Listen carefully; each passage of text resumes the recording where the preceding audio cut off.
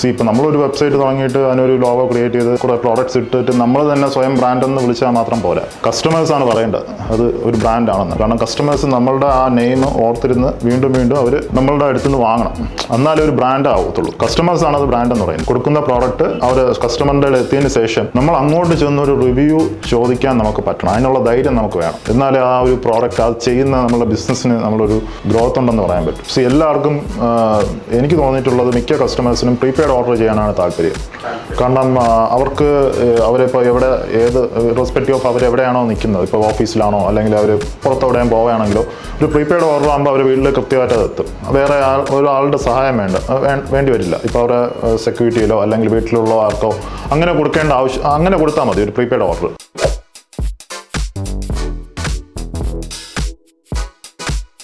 Hi everyone, നമ്മൾ ഈ ചാനലിൽ ഒരു പോഡ്കാസ്റ്റ് സീരീസ് സ്റ്റാർട്ട് ചെയ്യാണ്. പോഡ്കാസ്റ്റ് മെയിൻലി ഇപ്പോൾ നമ്മൾ ഇതിനകത്തുള്ള സബ്ജക്റ്റ് ഉള്ളതുപോലെ E commerce, digital marketing based ആയിട്ടായിരിക്കും നമ്മൾ പോഡ്കാസ്റ്റ് ചെയ്യാൻ പ്ലാൻ ചെയ്യുന്നത്. അപ്പോൾ ഇന്ന് എൻ്റെ കൂടെ ഉള്ളത് ഷിജിനാണ്. ഷിജിൻ ഒരു ഇ കോമേഴ്സ് എക്സ്പെർട്ടാണ്. അപ്പോൾ മാത്രമല്ല ഷിജിൻ നമ്മുടെ ടീമിലുമായിട്ട് വർക്ക് ചെയ്യുന്നുണ്ട്. നമ്മൾ ഇന്ന് ഡിസ്കസ് ചെയ്യാൻ പോകുന്ന topic drop shipping versus branded E commerce. അപ്പോൾ അതിൻ്റെ ആ ഒരു ടോപ്പിക്കിനെ കുറിച്ചാണ് നമ്മൾ ഇന്നത്തെ പോഡ്കാസ്റ്റ് ഈ ഒരു എപ്പിസോഡ് നമ്മൾ ഡിസ്കസ് ചെയ്യാൻ പോകുന്നത്.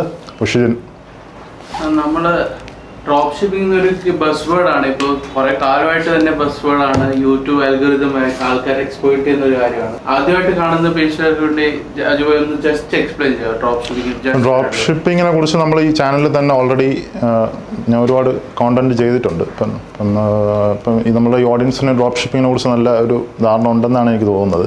കാരണം എൻ്റെ ഈ ചാനലിലുള്ള മിക്കവർക്കും ഡ്രോപ്പ് ഷിപ്പിംഗ് നല്ലൊരു കോൺസെപ്റ്റ്, അതിനെക്കുറിച്ച് നമ്മൾ ഞാൻ ചെയ്ത മിക്ക വീഡിയോസും ഇ കോമേഴ്സ് റിലേറ്റഡ് ആയിട്ടുള്ള വീഡിയോസാണ്. അപ്പോൾ അതിനകത്ത് പല പാർട്ടിലും ഡ്രോപ്പ് ഷിപ്പിങ്ങിനെ കുറിച്ച് വരുന്നുണ്ട്.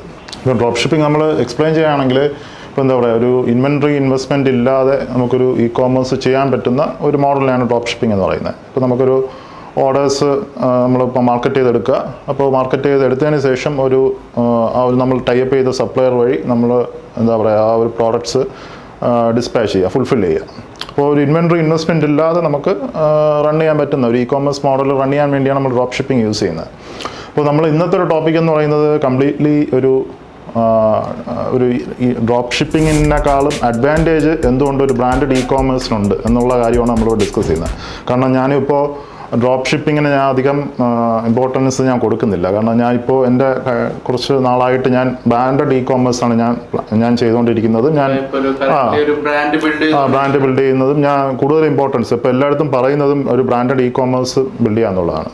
നമ്മൾ മെയിനായിട്ട് ഈ ഒരു വീഡിയോ നമ്മൾ പ്ലാൻ ചെയ്യുന്നത് ഈ ബ്രാൻഡഡ് ഇ കോമേഴ്സ് ചെയ്യുമ്പോൾ അതിൻ്റെ ഗുണങ്ങൾ എന്തെന്നാണ്. മീൻസ് അതിൻ്റെ എന്താ പറയുക, അതിൻ്റെ ഒരു പോസിറ്റീവ് സൈഡ് ഒരു ഡ്രോപ്പ് ഷിപ്പിംഗ് ചെയ്യുന്നതിനേക്കാളും. ഇപ്പോൾ എല്ലാവർക്കും ഡ്രോപ്പ് ഷിപ്പിംഗ് എന്ന് പറഞ്ഞ ഒരു ടേമാണ് എല്ലാവർക്കും ഭയങ്കര ഫെമിലിയർ ആയിട്ടുള്ളത്. കാരണം അത് ഭയങ്കര ട്രെൻഡിങ് ആയിട്ട് ടോപ്പിക്കാണ്. എല്ലാവരും ഇപ്പോൾ ആ ഡ്രോപ്പ് ഷിപ്പിംഗ് ചെയ്ത് ഭയങ്കര വെൽത്തി ആവുക, നല്ല രീതിയിൽ എമൗണ്ട് ജനറേറ്റ് ചെയ്യുക എന്നുള്ളതാണ് മിക്കവരും നോക്കുന്നത്. അതല്ല റിയൽ ഫാക്റ്റ്. ഒരു ബ്രാൻഡഡ് ഇ കോമേഴ്സിൽ വരുമ്പോഴാണ് അതിൻ്റെ ഒരു റിയൽ ഫാക്റ്റായിട്ട് വർക്ക് ചെയ്യുന്നത്. അപ്പോൾ അത് എന്തൊക്കെയാണെന്നുള്ളതാണ് നമ്മളിന്ന് നോക്കുമ്പോൾ ഇപ്പോൾ എല്ലാവരും ടേൺ ചെയ്യുന്നത് ടുവേർഡ്സ് ഒരു ബ്രാൻഡ് ക്രിയേഷൻ ആണ്. അതെ, അവര് ഒരു വലിയ ആളിനെ വെച്ച് തന്നെ അവർ ബ്രാൻഡ് ക്രിയേറ്റ് ചെയ്യാൻ നോക്കുന്നു. D2C ബ്രാൻഡ് തന്നെ ബിൽഡ് ചെയ്യാൻ നോക്കുന്നു. ഇത് എന്തുകൊണ്ടായിരിക്കും എന്നുള്ളത് അജുബായ് ഇന്ന് ബ്രേക്ക് ചെയ്യാൻ നോക്കുന്നത്. ഇപ്പോൾ നമ്മളിന്ന് എൻ്റെ ടോപ്പിക്ക് ഞാൻ കുറച്ച് പോയിന്റ്സ് ആയിട്ട് ഞാൻ മെൻഷൻ ചെയ്തിട്ടുണ്ട് ഇവിടെ. ഇപ്പോൾ നമുക്കിപ്പോൾ ഒരു ഇ കോമേഴ്സ് ചെയ്യുമ്പോൾ അതൊരു ഡ്രോപ്പ് ഷിപ്പിംഗ് ആണെങ്കിലും ഒരു ബ്രാൻഡ് ആണെങ്കിൽ പോലും എല്ലാവരുടെയും ഒരു അൾട്ടിമേറ്റ് എയിം എന്ന് പറയുന്നത് നമുക്ക് പ്രോഫിറ്റ് ജനറേറ്റ് ചെയ്യുക, വെൽത്ത് ജനറേറ്റ് ചെയ്യുക എന്നുള്ളതാണ്. അപ്പോൾ ഇതിനകത്ത് നമ്മളിപ്പോൾ ഒരു ഇ കോമേഴ്സ് ബ്രാൻഡ് ബിൽഡ് ചെയ്യുമ്പോൾ ഈ രീതിയിൽ ഒരു വെൽത്ത് ക്രിയേഷനിലോട്ട് പോകണമെങ്കിൽ ഇപ്പോൾ നമുക്ക് വേണ്ട ഒരു 3 പാർട്ടാണ്. ഇപ്പം എൻ്റെ ഒരു എക്സ്പീരിയൻസിൽ ഇപ്പം നമുക്ക് പല ക്ലയൻസുമായിട്ട് വർക്ക് ചെയ്ത രീതിയിലും എനിക്ക് തോന്നിയിട്ടുള്ളതും പിന്നെ എൻ്റെ മെൻറ്റേഴ്സ് പറയുന്ന കാര്യങ്ങളൊക്കെ നോക്കുമ്പോൾ അവർ പറയുന്ന ഈ 3 ടോപ്പിക്കാണ് നമുക്ക് ഒരു ഇ കോമേഴ്സ് ബ്രാൻഡിന് മെയിനായിട്ട് വേണ്ടത്. ഒന്നെന്ന് പറയുന്നത് ഒരു ചീപ്പർ അക്വിസിഷൻ.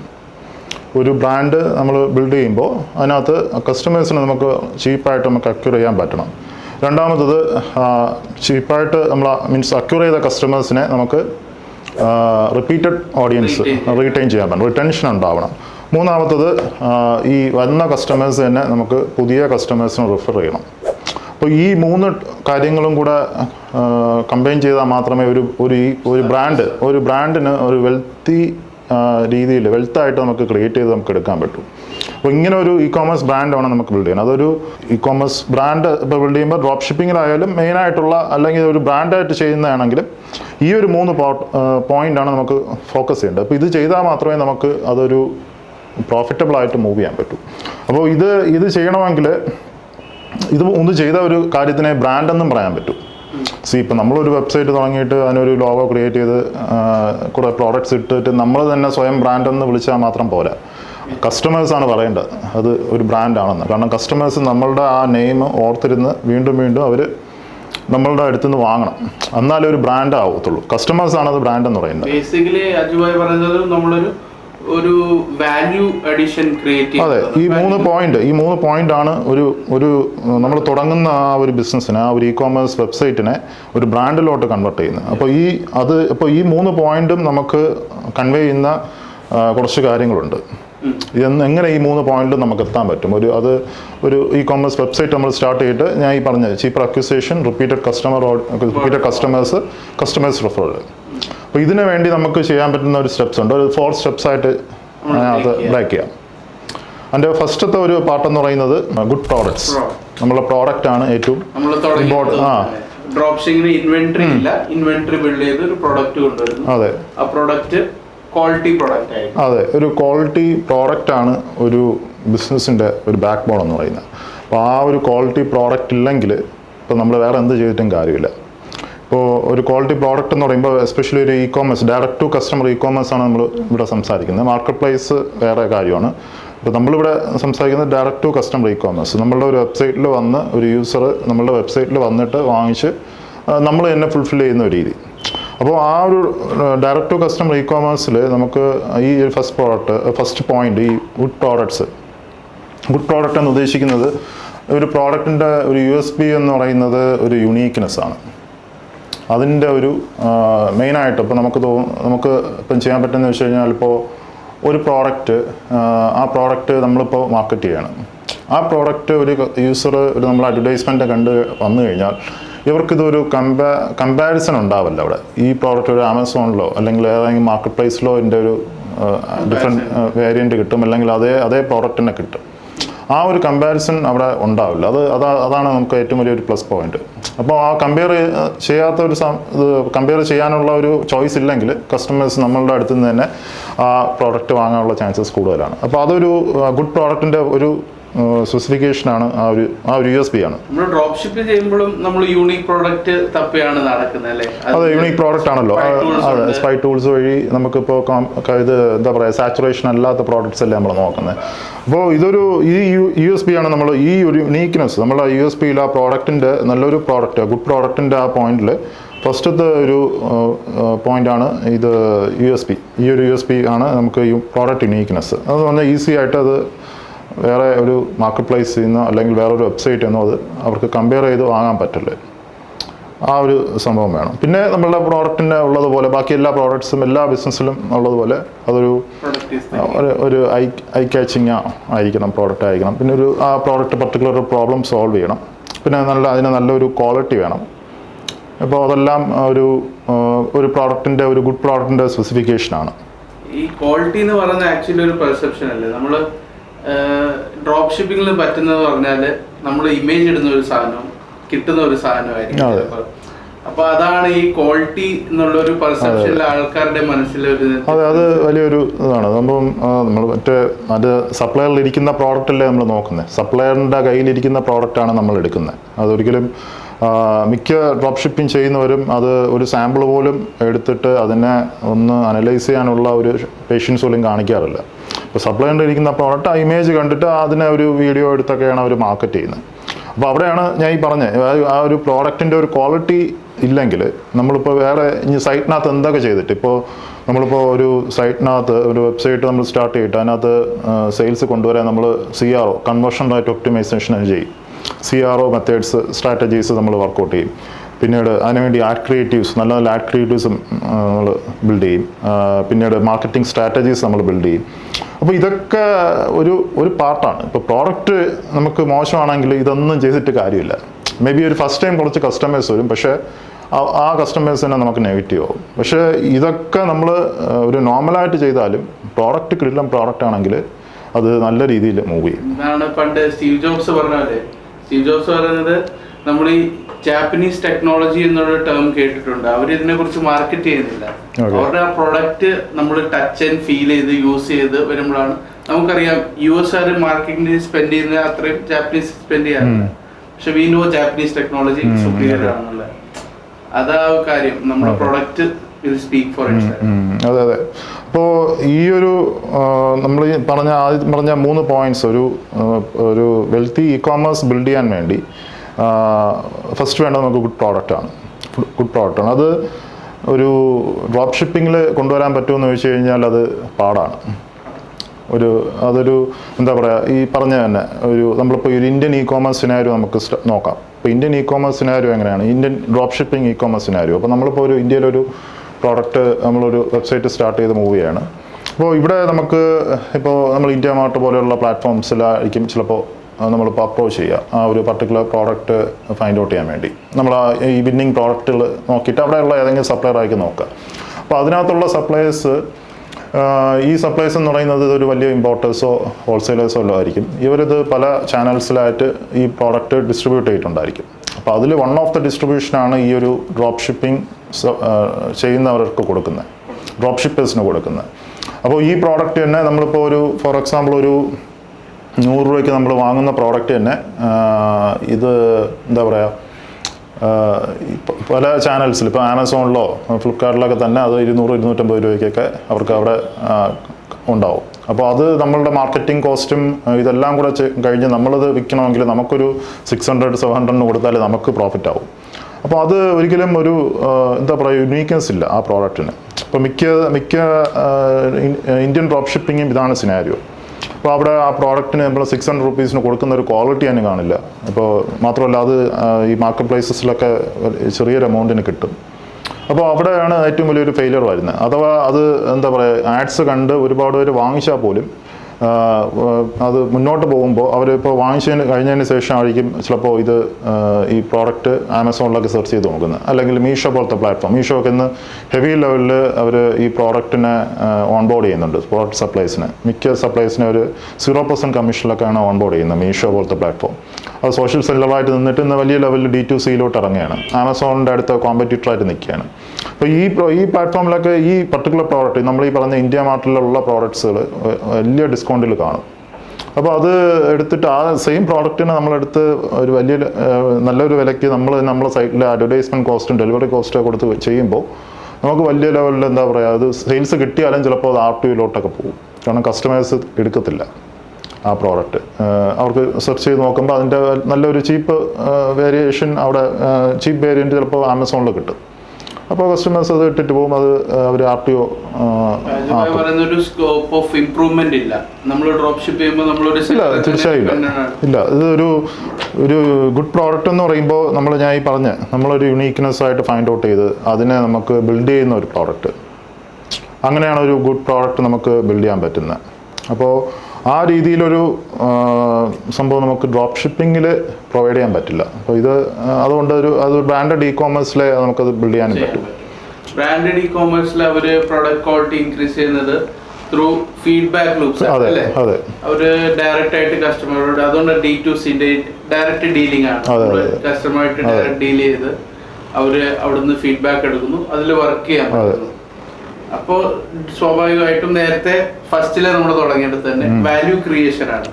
നമ്മൾ കസ്റ്റമറായിട്ട് ഡയറക്റ്റ് ഇന്ററാക്ട് ചെയ്യാൻ പറ്റും. ഇപ്പോൾ നമ്മൾ ഈ ബ്രാൻഡ് തന്നെ മില്ലർകട്ട് തന്നെ, ഇപ്പോൾ മില്ലർകട്ട് അറിഞ്ഞുകൂടാത്തവർക്ക്, ഇപ്പോൾ മില്ലർകട്ട് നമ്മളിവിടെ റൺ ചെയ്യുന്ന ഒരു ക്ലോത്തിങ് ബ്രാൻഡാണ്. എസ്പെഷ്യലി ഒരു മെൻസ് കാറ്റഗറിയാണ് നമ്മളിപ്പോൾ ഫോക്കസ് ചെയ്യുന്നത്. അപ്പോൾ അതിനകത്ത് നമ്മൾ കൂടുതലും നമ്മൾ പ്രൊവൈഡ് ചെയ്യുന്നത് ഒരു ഓൾ ഓവർ പ്രിൻറ്റ് ടൈപ്പായിട്ടുള്ള ഒരു ക്ലോത്തിങ് ആണ്.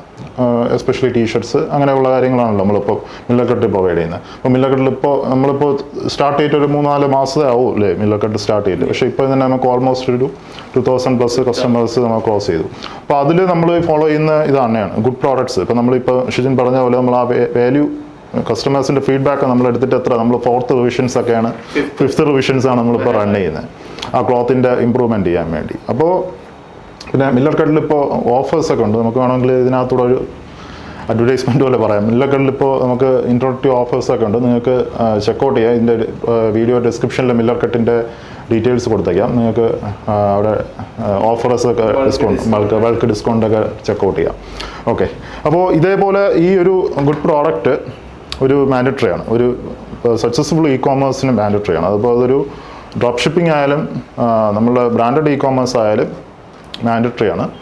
അപ്പോൾ അത് എൻ്റെ ഒരു എക്സ്പീരിയൻസിൽ എനിക്ക് തോന്നുന്നത് ഒരു ബ്രാൻഡഡ് ഇ കോമേഴ്സിൽ മാത്രമേ ഈ ഗുഡ് പ്രോഡക്ട്സ് എന്ന് പറഞ്ഞ ഒരു കാറ്റഗറി നമുക്ക് ക്രിയേറ്റ് ചെയ്യാൻ പറ്റും. ഇനി അടുത്ത് നമുക്ക് ഇവിടെ പറഞ്ഞെടുത്ത് നോക്കാം. നമുക്ക് ഈ കസ്റ്റമർ നമ്മളെ ആഡ് പോകുമ്പോൾ ആഡ് റൺ ചെയ്യുമ്പോൾ റിവ്യൂ ഇടുന്നു, അല്ലെങ്കിൽ നമ്മുടെ സൈറ്റിൽ വന്ന് റിവ്യൂ ഇടുന്നു. ഈ റിവ്യൂസ് നമുക്ക് പോസിറ്റീവായിട്ട് ഒരു നെക്സ്റ്റ് ക്രിയേഷനിലോട്ടും കൺവേർട്ട് ചെയ്യാം. ഇതിനെ നമുക്ക് ചിലപ്പോൾ നെഗറ്റീവായിട്ട് തന്നെ ഡ്രോപ്പ് ഷിപ്പിംഗിലെ കേസ് ആണെങ്കിൽ മോസ്റ്റ്ലി നെഗറ്റീവ് കമന്റ്സ് വരാനുള്ള സാധ്യത കൂടുതലാണ്. അതാണ് ഇനി അടുത്ത പോയിന്റ് നമ്മൾ അതിലോട്ടാണ് വരുന്നത്. അപ്പോൾ അടുത്ത പോയിന്റ് എന്ന് പറഞ്ഞാൽ ഈ സെക്കൻഡ് പോയിന്റ് ഗുഡ് സർവീസ്. ഇപ്പം ഞാൻ നേരത്തെ പറഞ്ഞ 3 ആ കാര്യങ്ങൾ വെച്ച് നമുക്ക് വെൽത്തി ഇ കോമേഴ്സിലോട്ട് മൂവ് ചെയ്യാൻ വേണ്ടിയുള്ളതാണ് ഗുഡ് സർവീസ്. ഗുഡ് സർവീസ് എന്ന് പറയുന്നത് എന്താണ്? ഇപ്പോൾ നമുക്കൊരു ഇൻസ്റ്റൻറ്റ് സപ്പോർട്ട്. ഇപ്പോൾ നമ്മളുടെ ഈ വെബ്സൈറ്റിലോട്ട് വരുന്ന ആ ഒരു കസ്റ്റമറിന് ഒരു ഇൻസ്റ്റൻറ്റ് സപ്പോർട്ട് നമ്മൾ പ്രൊവൈഡ് ചെയ്യും. അത് ചാറ്റ് സപ്പോർട്ടാണ് ഏറ്റവും ബെസ്റ്റ്. ഇപ്പോൾ കോൾ സപ്പോർട്ടിന് ചെയ്യുന്നതിനേക്കാളും മിക്കവരും പ്രിഫർ ചെയ്യുന്ന ചാറ്റ് സപ്പോർട്ട്. അതൊരു വാട്സാപ്പൊക്കെ കണക്ട് ചെയ്ത് ഒരു ഓട്ടോമേഷൻ രീതിയിലൊക്കെ വെക്കുകയാണെങ്കിൽ ഏറ്റവും ബെറ്ററാണ്. അപ്പോൾ ആ ഒരു സപ്പോർട്ട് എന്ന് പറയുന്നത് മെയിൻലി അവർ ഈ പ്രോഡക്റ്റിനുള്ള ക്വയറീസ്, അതല്ലെങ്കിൽ ഇപ്പോൾ ആ കസ്റ്റമേഴ്സിന് ഇപ്പോൾ ഇപ്പോൾ വന്ന് വാങ്ങുന്ന ആൾക്ക് ചിലപ്പോൾ പല കൺസേൺ ഉണ്ടാകും. കാരണം നമ്മൾ ബ്രാൻഡ് ആദ്യം കാണുന്നവർക്ക് ജസ്റ്റ് ഒരു ആഡ് വഴി കാണുന്നതാണല്ലോ. അവർക്കിപ്പോൾ നമ്മൾ റിട്ടേൺ പോളിസി എങ്ങനെയായിരിക്കും, എസ്പെഷ്യലി ഒരു ക്ലോത്തൊക്കെ ആകുമ്പോൾ നമുക്കിവിടെ ഫേസ് ചെയ്യുന്നത് എന്താണ്, ഇപ്പോൾ അവരുടെ സൈസ് വേരിയൻസ് എങ്ങനെയാണെന്ന് ചോദിക്കും. അപ്പോൾ ആ ഒരു പല കൺസേൺസ് ഉണ്ട്. അപ്പോൾ അതൊക്കെ നമുക്ക് ക്ലിയർ ചെയ്യാനുള്ള ഒരു സപ്പോർട്ട് നമ്മൾ കൊടുക്കണം. പിന്നെ വാങ്ങിച്ച കസ്റ്റമേഴ്സിന് ഈ റീഫണ്ട് എക്സ്ചേഞ്ചിൻ്റെ ഒരു സപ്പോർട്ട്. ഇപ്പോൾ ഒരു കസ്റ്റമർ വാങ്ങിച്ചു, അവർക്ക് എന്തെങ്കിലും ഒരു ഇഷ്യൂ പറ്റി, ഇപ്പം നമ്മൾ എത്ര പെർഫെക്റ്റ് നോക്കിയാലും ചിലപ്പോൾ എന്തെങ്കിലുമൊക്കെ ഇഷ്യൂസ് വരാം കസ്റ്റമർ സൈഡിൽ നിന്ന്. അവർക്ക് ചിലപ്പോൾ നമ്മളെ പ്രോഡക്റ്റ് ഇഷ്ടപ്പെട്ടില്ല, അല്ലെങ്കിൽ സൈസിൻ്റെ ഇഷ്യൂസ് വന്നു. ഇപ്പോൾ ക്ലോത്തൊക്കെ ആണെങ്കിൽ സൈസിൻ്റെ ഇഷ്യൂസ് നല്ല രീതിയിൽ വരുന്നുണ്ടല്ലോ. അപ്പോൾ അതൊക്കെ നമുക്കൊരു എന്താ പറയുക, ഒരു ഇൻസ്റ്റൻ്റ് ആയിട്ട് തന്നെ അവർക്കൊരു ഇറിറ്റേഷൻ ഇല്ലാത്ത രീതിയിൽ ഹാസിൽ ഫ്രീ ആയിട്ട് നമുക്ക് ഇത് ചെയ്തു കൊടുക്കാൻ പറ്റും.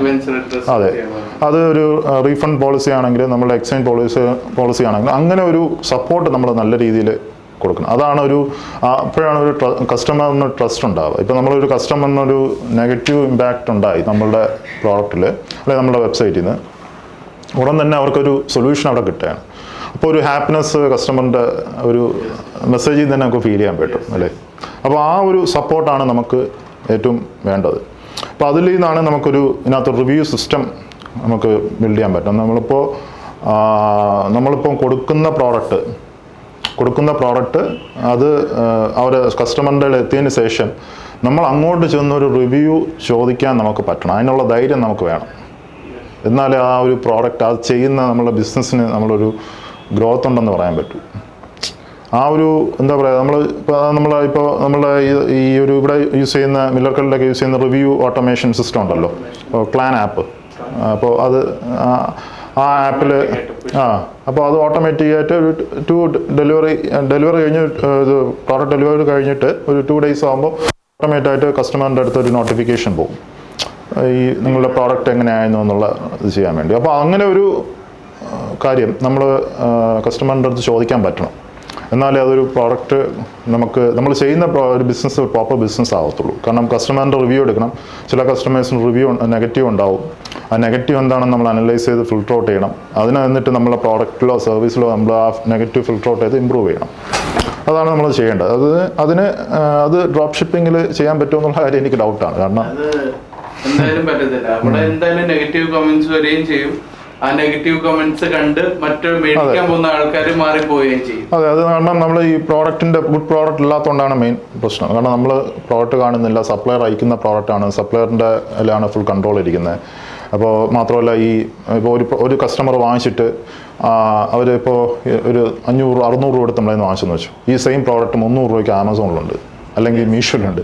അപ്പോൾ അവർക്കൊരു ചീറ്റിംഗ് ആയിട്ടോ സ്കാം ആയിട്ടോ ഒക്കെ ചിലപ്പോൾ ആ കസ്റ്റമറിന് തോന്നാം. അവർ റീഫണ്ട് ചോദിക്കും. എനിക്ക് ഈ പ്രോഡക്റ്റ് വേണ്ട, എനിക്ക് ഇതിനേക്കാളും ചീപ്പർ വെർഷൻ എനിക്ക് മാർക്കറ്റ് പ്രൈസിൽ അവൈലബിൾ ആണ്. അപ്പോൾ ഒബിയസ്ലി നമ്മൾ മിണ്ടാതിരുന്ന് കഴിഞ്ഞാൽ അവർ സ്കാം എന്നേ വിചാരിക്കത്തുള്ളൂ. അതെ. അപ്പോൾ അത് നമുക്ക് ഒരു ഡ്രോപ്പ് ഷിപ്പിങ്ങിൽ അങ്ങനെ ഒരു കസ്റ്റമർ സപ്പോർട്ട് കൊണ്ടുവരാൻ പറ്റുമെന്ന് വെച്ച് കഴിഞ്ഞാൽ ഭയങ്കര ബുദ്ധിമുട്ടാണ്. അത് ഒരിക്കലും അവിടെ വേറെ ഓപ്ഷനും ഇല്ല. സെല്ലർ എന്തായാലും അവർക്ക് റിട്ടേണോ അവിടെ ആർട്ടിയോ അങ്ങനെ നമുക്ക് വളരെ കുറവായിട്ട് ചെയ്യാൻ പറ്റും. മാത്രമല്ല ഈ ഒരു ഗുഡ് റിവ്യൂസ് ആണ് ഒരു റിപ്പീറ്റഡ് സെയിലിലോട്ട് എത്തുന്നത്. ആ ഗുഡ് റിവ്യൂ ചെയ്ത കസ്റ്റമർ ആയിരിക്കും നമുക്ക് വീണ്ടും വന്ന് നമ്മളെ നിന്ന് വാങ്ങുന്നത് അല്ലേ. എന്നിട്ട് വേർഡ് ഓഫ് മൗത്തിൽ അവരുടെ ഫ്രണ്ട്സിനും റിലേറ്റീവ്സിനും അത് കൊടുക്കുകയും ചെയ്യുന്നത്. അപ്പോൾ ഒരു ഗുഡ് സർവീസ് നമുക്ക് ഏറ്റവും ഇമ്പോർട്ടൻ്റ് ആണ്. ഇപ്പോൾ നമ്മൾ ഗുഡ് സർവീസ് എന്ന് പറഞ്ഞാൽ എനിക്ക് മനസ്സിലായ 3 കാര്യം എന്ന് പറഞ്ഞാൽ ഫാസ്റ്റർ ആയിട്ടുള്ള ഗ്രീവൻസ് റെഡ്രസ് നമ്മൾ ഫാസ്റ്റർ ആയിട്ട് തന്നെ ചെയ്യാം. പ്രോ ആക്റ്റീവ് ആയിട്ട് തന്നെ നമ്മൾ കയറി അവരുടെ മണിയും ടൈമിനെ നമ്മൾ വാല്യൂ ചെയ്യുന്നുള്ള കാര്യം അവർക്ക് ബോധ്യമാണ്. അത് മാത്രം ഈ കസ്റ്റമർ സാറ്റിസ്ഫാക്ഷനിലോട്ട് ലീഡ് ചെയ്യുന്നത് അല്ലേ. ഇത് 3 കാര്യങ്ങളാണ് നമ്മൾക്ക് മനസ്സിലായത്. ഇപ്പോൾ ഇതിൻ്റെ ഇവിടെ തന്നെ നമ്മളുടെ കമ്മ്യൂണിറ്റിയിൽ അല്ല ഇപ്പോൾ ഒരുപാട് പേര് നമുക്ക് ഇങ്ങനെ ക്വസ്റ്റ്യൻസ് ഒക്കെ ചോദിക്കുന്നവർ, ഇപ്പോൾ ഡ്രോപ്പ് ഷിപ്പിങ്ങിനെ കുറിച്ച് ക്വസ്റ്റ്യൻസ് ചോദിക്കുന്നവർ, ഇപ്പോൾ അതിൽ കുറച്ച് പേരൊക്കെ സൈറ്റൊക്കെ നമുക്ക് ബിൽഡ് ചെയ്തിട്ട് ഇപ്പോൾ എൻ്റെ അടുത്ത് നമ്മളെ മീറ്റിങ്ങിലൊക്കെ വരും. മീറ്റിംഗ് വന്നിട്ട് അവർ സൈറ്റ് കാണിച്ചിട്ട് ഇപ്പോൾ ഇതിനകത്ത് ഇതുള്ള വിന്നിങ് പ്രോഡക്റ്റ് ആണോ, ഇത് നമുക്ക് മൂവ് ചെയ്യൂ, അപ്പോൾ അങ്ങനെ രീതിയിലൊക്കെ ചോദിക്കാറുണ്ട്. അപ്പോൾ അതിനകത്ത് ഞാൻ സൈറ്റ് നോക്കിയിട്ട് ഞാൻ അവരുടെ അടുത്ത് ആദ്യം ചോദിക്കുന്ന ചോദ്യം, ഓക്കെ നിങ്ങൾ സൈറ്റൊക്കെ ബിൽഡ് ചെയ്തല്ലോ, അപ്പോൾ ഇത് നിങ്ങൾ ഈ ഒരു സൈറ്റ് നിങ്ങൾ മാർക്കറ്റ് സ്റ്റാർട്ട് ചെയ്യുന്ന മുമ്പ് നിങ്ങളുടെ ഫ്രണ്ട്സിലോ ഫാമിലീസിനോ ജസ്റ്റ് ഒന്ന് കൊടുക്കുക. നിങ്ങൾ സ്റ്റാർട്ട് ചെയ്ത ബിസിനസ് ആണല്ലോ എന്തായാലും, അപ്പോൾ അവർക്ക് കൊടുത്തിട്ട് അവർ വാങ്ങുന്നുണ്ടോ എന്ന് നോക്ക്. അപ്പോൾ അത് ക്രിയേറ്റ് ചെയ്ത മിക്കവരും തന്നെ അത് പറ്റില്ല. അപ്പോൾ അതിന് എന്താ പറ്റില്ല, അത് പ്രോഡക്റ്റ് അത്ര ക്വാളിറ്റി ഇല്ല, പിന്നെ ഇത് നല്ല ഹൈലി പ്രൈസ്ഡും ആണ്, അപ്പോൾ എന്തായാലും എൻ്റെ ഫാമിലിയിൽ അത് ആരും വാങ്ങൂല. ഞാൻ അവർക്ക് പറയുന്നത് ഇതേ നിങ്ങളുടെ ഫാമിലിയിലുള്ളത് പോലെയുള്ള ആളുകൾ തന്നെയാണ് പുറത്തുള്ളത്. അപ്പോൾ നിങ്ങളുടെ ഫാമിലിയിൽ കൊടുക്കാനുള്ള അല്ലെങ്കിൽ നിങ്ങളുടെ ഫ്രണ്ട്സ് സർക്കിളിൽ കൊടുക്കാനുള്ള ഒരു കോൺഫിഡൻസ് ഇല്ലെങ്കിൽ പിന്നെ എങ്ങനെയാണിത് പുറത്തുള്ള ആളുകൾ വാങ്ങുക? അപ്പോൾ ആ ഒരു സംഭവം അതാണ്. ആ ഒരു ഗുഡ് റിവ്യൂ നമ്മൾക്ക് മെയിൻറ്റെയിൻ ചെയ്യേണ്ട, good service, customer support service നമ്മൾ മെയിൻറ്റെയിൻ ചെയ്യേണ്ടത് ഭയങ്കര ഇമ്പോർട്ടൻ്റ് ആണ്. ട്രാൻസാക്ഷൻ എല്ലാം സ്മൂത്ത് ഈ ട്രാൻസാക്ഷൻ സ്മൂത്ത് ആകുമ്പോഴാണ് കൂടുതൽ പ്രൊഡക്ട്സ് ബൈ ചെയ്യുന്നത് സെയിം സൈറ്റ്. അതെ. പക്ഷെ കൂടുതൽ പ്രൊഡക്ട്സ് എന്നുള്ള കോൺസെപ്റ്റിൽ ഡ്രോപ്പ് ഷിപ്പിംഗ് അവിടെ അത് വരത്തില്ല. കൂടുതൽ പ്രൊഡക്ട്സ് എന്നുള്ള കാര്യം ആ ടോപ്പിക്കാണ് ഞാൻ അടുത്ത് നമ്മൾ ഡിസ്കസ് ചെയ്യുന്നത്. ഓക്കെ. ഇപ്പോൾ ഈ സംഭവമാണ് നമുക്ക് എന്താ പറയുക ഒരു ഇനി നെക്സ്റ്റത്തെ പോയിൻ്റാണ് നമുക്ക് ഗുഡ് പ്രോഡക്റ്റ് കാറ്റലോഗ്. അപ്പോൾ നമുക്ക് ഇപ്പോൾ ഡ്രോപ്പ് ഷിപ്പിംഗ് ചെയ്യുമ്പോൾ ഉള്ള നമുക്കുള്ള കാര്യം എന്ന് വെച്ചാൽ നമ്മളൊരു വിന്നിങ് പ്രോഡക്റ്റ് ഫൈൻഡ് ഔട്ട് ചെയ്തിട്ട് അതിനെ മാക്സിമം ഒരു ആഡ് പുഷ് ചെയ്ത് അതിനകത്ത് നിന്ന് സെയിൽ എടുക്കും അല്ലേ. അപ്പോൾ വേറെ ഒരു പ്രോഡക്റ്റ്, ഒരു അപ്സെൽ പ്രോഡക്റ്റ് ഒന്നോ ചിലപ്പോൾ ചില ആളുകളൊക്കെ അപ്സെല്ലൊക്കെ ക്രിയേറ്റ് ചെയ്യാൻ ചാൻസ് ഉണ്ട്. പക്ഷേ മിക്കവരും അപ്സെൽസിലോട്ടൊന്നും പോകത്തില്ല. അവരെല്ലാവരും ഫസ്റ്റ് ഏതെങ്കിലും ഒരു വിന്നിങ് പ്രോഡക്റ്റാണ് ഫോക്കസ് ചെയ്യുന്നത്. ആ പ്രോഡക്റ്റ് മാക്സിമം സെൽ ഓഫ് ചെയ്യുക, അങ്ങനെയുള്ള ഇതാണ്. എന്ന് പറഞ്ഞാൽ ഫേസ്ബുക്ക് ആഡ്സോ ഏതെങ്കിലും ആഡ്സ് ടിക്ടോക്ക് ആഡ്സോ ചെയ്തിട്ട് അതിനെ ആ പ്രോഡക്റ്റിനെ മാർക്കറ്റ് ചെയ്യുക, അതിനെ അവർ മാക്സിമം സെയിൽ എടുക്കുക. പക്ഷെ അങ്ങനെ പോകുമ്പോൾ ഉള്ള ഒരു പ്രശ്നം എന്ന് വെച്ച് കഴിഞ്ഞാൽ ഇത് നമ്മൾ അൾട്ടിമേറ്റ്ലി നമ്മളുടെ ഈ സ്റ്റോർ പ്രോഫിറ്റ് ആവാൻ ചാൻസസ് കുറവാണ്. അതെ. ഇപ്പോൾ ഒരു ഇ-കൊമേഴ്സ് സ്റ്റോറിൻ്റെ ഒരു പ്രോഫിറ്റബിലിറ്റി എന്ന് പറയുന്നത് അതിൻ്റെ ഒരു ഫോർമുല എന്ന് പറയുന്നത് ആവറേജ് ഓർഡർ വാല്യൂ. ഒരു കസ്റ്റമർ ഒന്ന് മാക്സിമം ആവറേജിൽ ഓർഡർ ചെയ്യുക, പ്ലസ് ഒരു customer retention, percentage of customer retention. ഒരു കസ്റ്റമർ തന്നെ വന്ന് ഒരു 1 ഇയറിൽ തന്നെ ഒരു 3-4 പ്രാവശ്യം നമ്മളുടെ സൈറ്റിൽ നിന്ന് സാധനം വാങ്ങുക. ഇത് രണ്ടും ഹൈ ആകുമ്പോഴാണ്, ഇതിൻ്റെ റേഷ്യോ കൂടുമ്പോഴാണ് ഒരു ഇ-കൊമേഴ്സ് വെബ്സൈറ്റിൽ എന്താ പറയുക നമുക്ക് പ്രോഫിറ്റബിൾ ആവുന്നത്. ഓക്കെ. അപ്പോൾ അതിനു വേണ്ടി നമുക്ക് വേണ്ടതെന്ന് പറഞ്ഞാൽ പ്രോഡക്റ്റ് കാറ്റലോഗാണ്. നമ്മൾ ആ പർട്ടിക്കുലർ ബ്രാൻഡിൽ അത്യാവശ്യം നല്ല പ്രോഡക്റ്റ് കാറ്റലോഗ്സ് വേണം. എന്ന് പറഞ്ഞാൽ ആ പ്രോഡക്റ്റ് ഒരു കസ്റ്റമർ വന്ന് വാങ്ങിച്ചിട്ട് അതിനെ നമുക്ക് അപ്സെൽ ചെയ്യാനുള്ള പ്രോഡക്റ്റ് വേണം. മാത്രമല്ല അവർ വാങ്ങിച്ചതിന് ശേഷം അവരുടെ ആ ഒരു റിവ്യൂ കിട്ടിയതിന് ശേഷം വീണ്ടും റിപ്പീറ്റഡ് ആയിട്ട് വന്ന് ഓർഡർ ചെയ്യാനുള്ള പ്രോഡക്റ്റ്സ് നമ്മളതിൽ വേണം. എന്ന് പറഞ്ഞാൽ ഒരു പ്രോഡക്റ്റ് കാറ്റലോഗ്സ് നമുക്ക് നല്ല രീതിയിൽ വേണം. അതെ. ഇപ്പോൾ നമ്മൾ തന്നെ ഇപ്പോൾ ഈ നമ്മളെ ക്ലോത്തിങ് ബ്രാൻഡിൽ തന്നെ നമുക്കൊരു കസ്റ്റമർ ജേണി ഒന്ന് ട്രാക്ക് ചെയ്ത് നോക്കിക്കഴിഞ്ഞാൽ നമുക്ക് മനസ്സിലാവുമല്ലോ അല്ലേ. പക്ഷേ ഇത് നോക്കിയിട്ടുണ്ടാവും. ഞാൻ നോക്കിയിട്ടുണ്ട്. അബാൻഡൻഡ് കാർട്സിൽ ഞാൻ പലപ്പോഴും ശ്രദ്ധിച്ചിട്ടുണ്ട്. ഒരാൾ വന്ന് ഫസ്റ്റ് പ്രോഡക്റ്റ് ഇട്ട് വെച്ച് പുള്ളി അത് മേടിക്കത്തില്ല. പുള്ളി സെക്കൻഡ് ടൈം വന്ന് 2 പ്രോഡക്റ്റ് ആഡ് ചെയ്ത് അത് വേറെ ഒരു കാര്യം കൂടെ ശ്രദ്ധിച്ചു. ഇപ്പോൾ മിക്ക കസ്റ്റമേഴ്സും ഒരു 40-50+ കസ്റ്റമേഴ്സും എന്താ പറയുക ഒരു 40%, എനിക്ക് തോന്നുന്നു 50% പ്ലസ് കസ്റ്റമേഴ്സിൻ്റെ ഒരു ജേണി ഇങ്ങനെയാണ് ഞാൻ അതിനകത്ത് കണ്ടിട്ടുള്ളത്. എന്ന് വെച്ച് കഴിഞ്ഞാൽ ഇതൊരു ആദ്യം അവർ വന്ന് ഒരു പ്രോഡക്റ്റ് ഒരു ക്യാഷ് ഓൺ ഡെലിവറി വാങ്ങും. എന്നിട്ട് ആ പ്രോഡക്റ്റ് ഡെലിവർ ആയതിനു ശേഷം ഓക്കെ പ്രോഡക്റ്റ് ക്വാളിറ്റി കണ്ടെന്ന് ചോദിച്ചു കഴിഞ്ഞാൽ രണ്ടാമത് അവർ വരുന്ന ഒരു 3-4 നമ്മൾ ഈ ഓഫേഴ്സൊക്കെ എടുക്കും, ബൾക്ക് ഓഫേഴ്സൊക്കെ എടുക്കും, 2000 ഓഫേഴ്സൊക്കെ എടുത്ത് 4 ഒരുമിച്ച് അവർ വാങ്ങും. അത് രണ്ടാമത്തെ ചിലപ്പോൾ പ്രീപെയ്ഡ് ഓർഡർ ആയിരിക്കും, അവർ ഇതിലോട്ട് ക്യാഷ് ഓൺ ഡെലിവറിയിലോട്ട് പോകത്തില്ല. അപ്പോൾ പിന്നെയും അവർ നമുക്ക് വേണം, ഇപ്പോൾ പല ഓർഡേഴ്സും നമുക്ക് ഡയറക്റ്റായിട്ട് സൈറ്റിൽ നിന്ന് വന്ന് വിത്തൗട്ട് റിഫറിൽ വന്ന് വാങ്ങുന്നവരുണ്ട്. ഇതെനിക്ക് തോന്നുന്നത് ഇതാണ്, നമുക്ക് ആ പർട്ടിക്കുലർ കസ്റ്റമർ വന്നിട്ട് അവരുടെ ഫ്രണ്ട്സിനോ റിലേറ്റീവ്സിനോ ഒക്കെ അത് റിഫർ ചെയ്യുന്നതാണ്. ഞാൻ ഡയറക്റ്റ് ആയിട്ട് കസ്റ്റമേഴ്സിനോട് സംസാരിക്കുമ്പോൾ അവർ പറയാറുണ്ട് ഞാൻ എൻ്റെ ഫ്രണ്ട്സിനോട് പറഞ്ഞു, അല്ലെങ്കിൽ എൻ്റെ ഫ്രണ്ട് പറഞ്ഞിട്ട് വന്നതാണ്. Okay okay. അപ്പോൾ മിക്കവാറും ആൾക്കാർ 4 എണ്ണമാണ്. നമ്മുടെ സൈറ്റിൽ ശ്രദ്ധിച്ചാൽ മതി, 4 പ്രൊഡക്റ്റ് ആണ്. അത് ആ ഒരു നമ്മൾ മെയിൻറ്റെയിൻ ചെയ്യുന്ന ക്വാളിറ്റി അതാ. ഇപ്പോൾ ഞാൻ ഇപ്പോൾ അത് തുടങ്ങുമ്പോൾ നമ്മൾ വെച്ച ഒരു പ്രയോറിറ്റി എന്ന് പറഞ്ഞാൽ പ്രോഡക്റ്റിൻ്റെ ക്വാളിറ്റിയാണ്.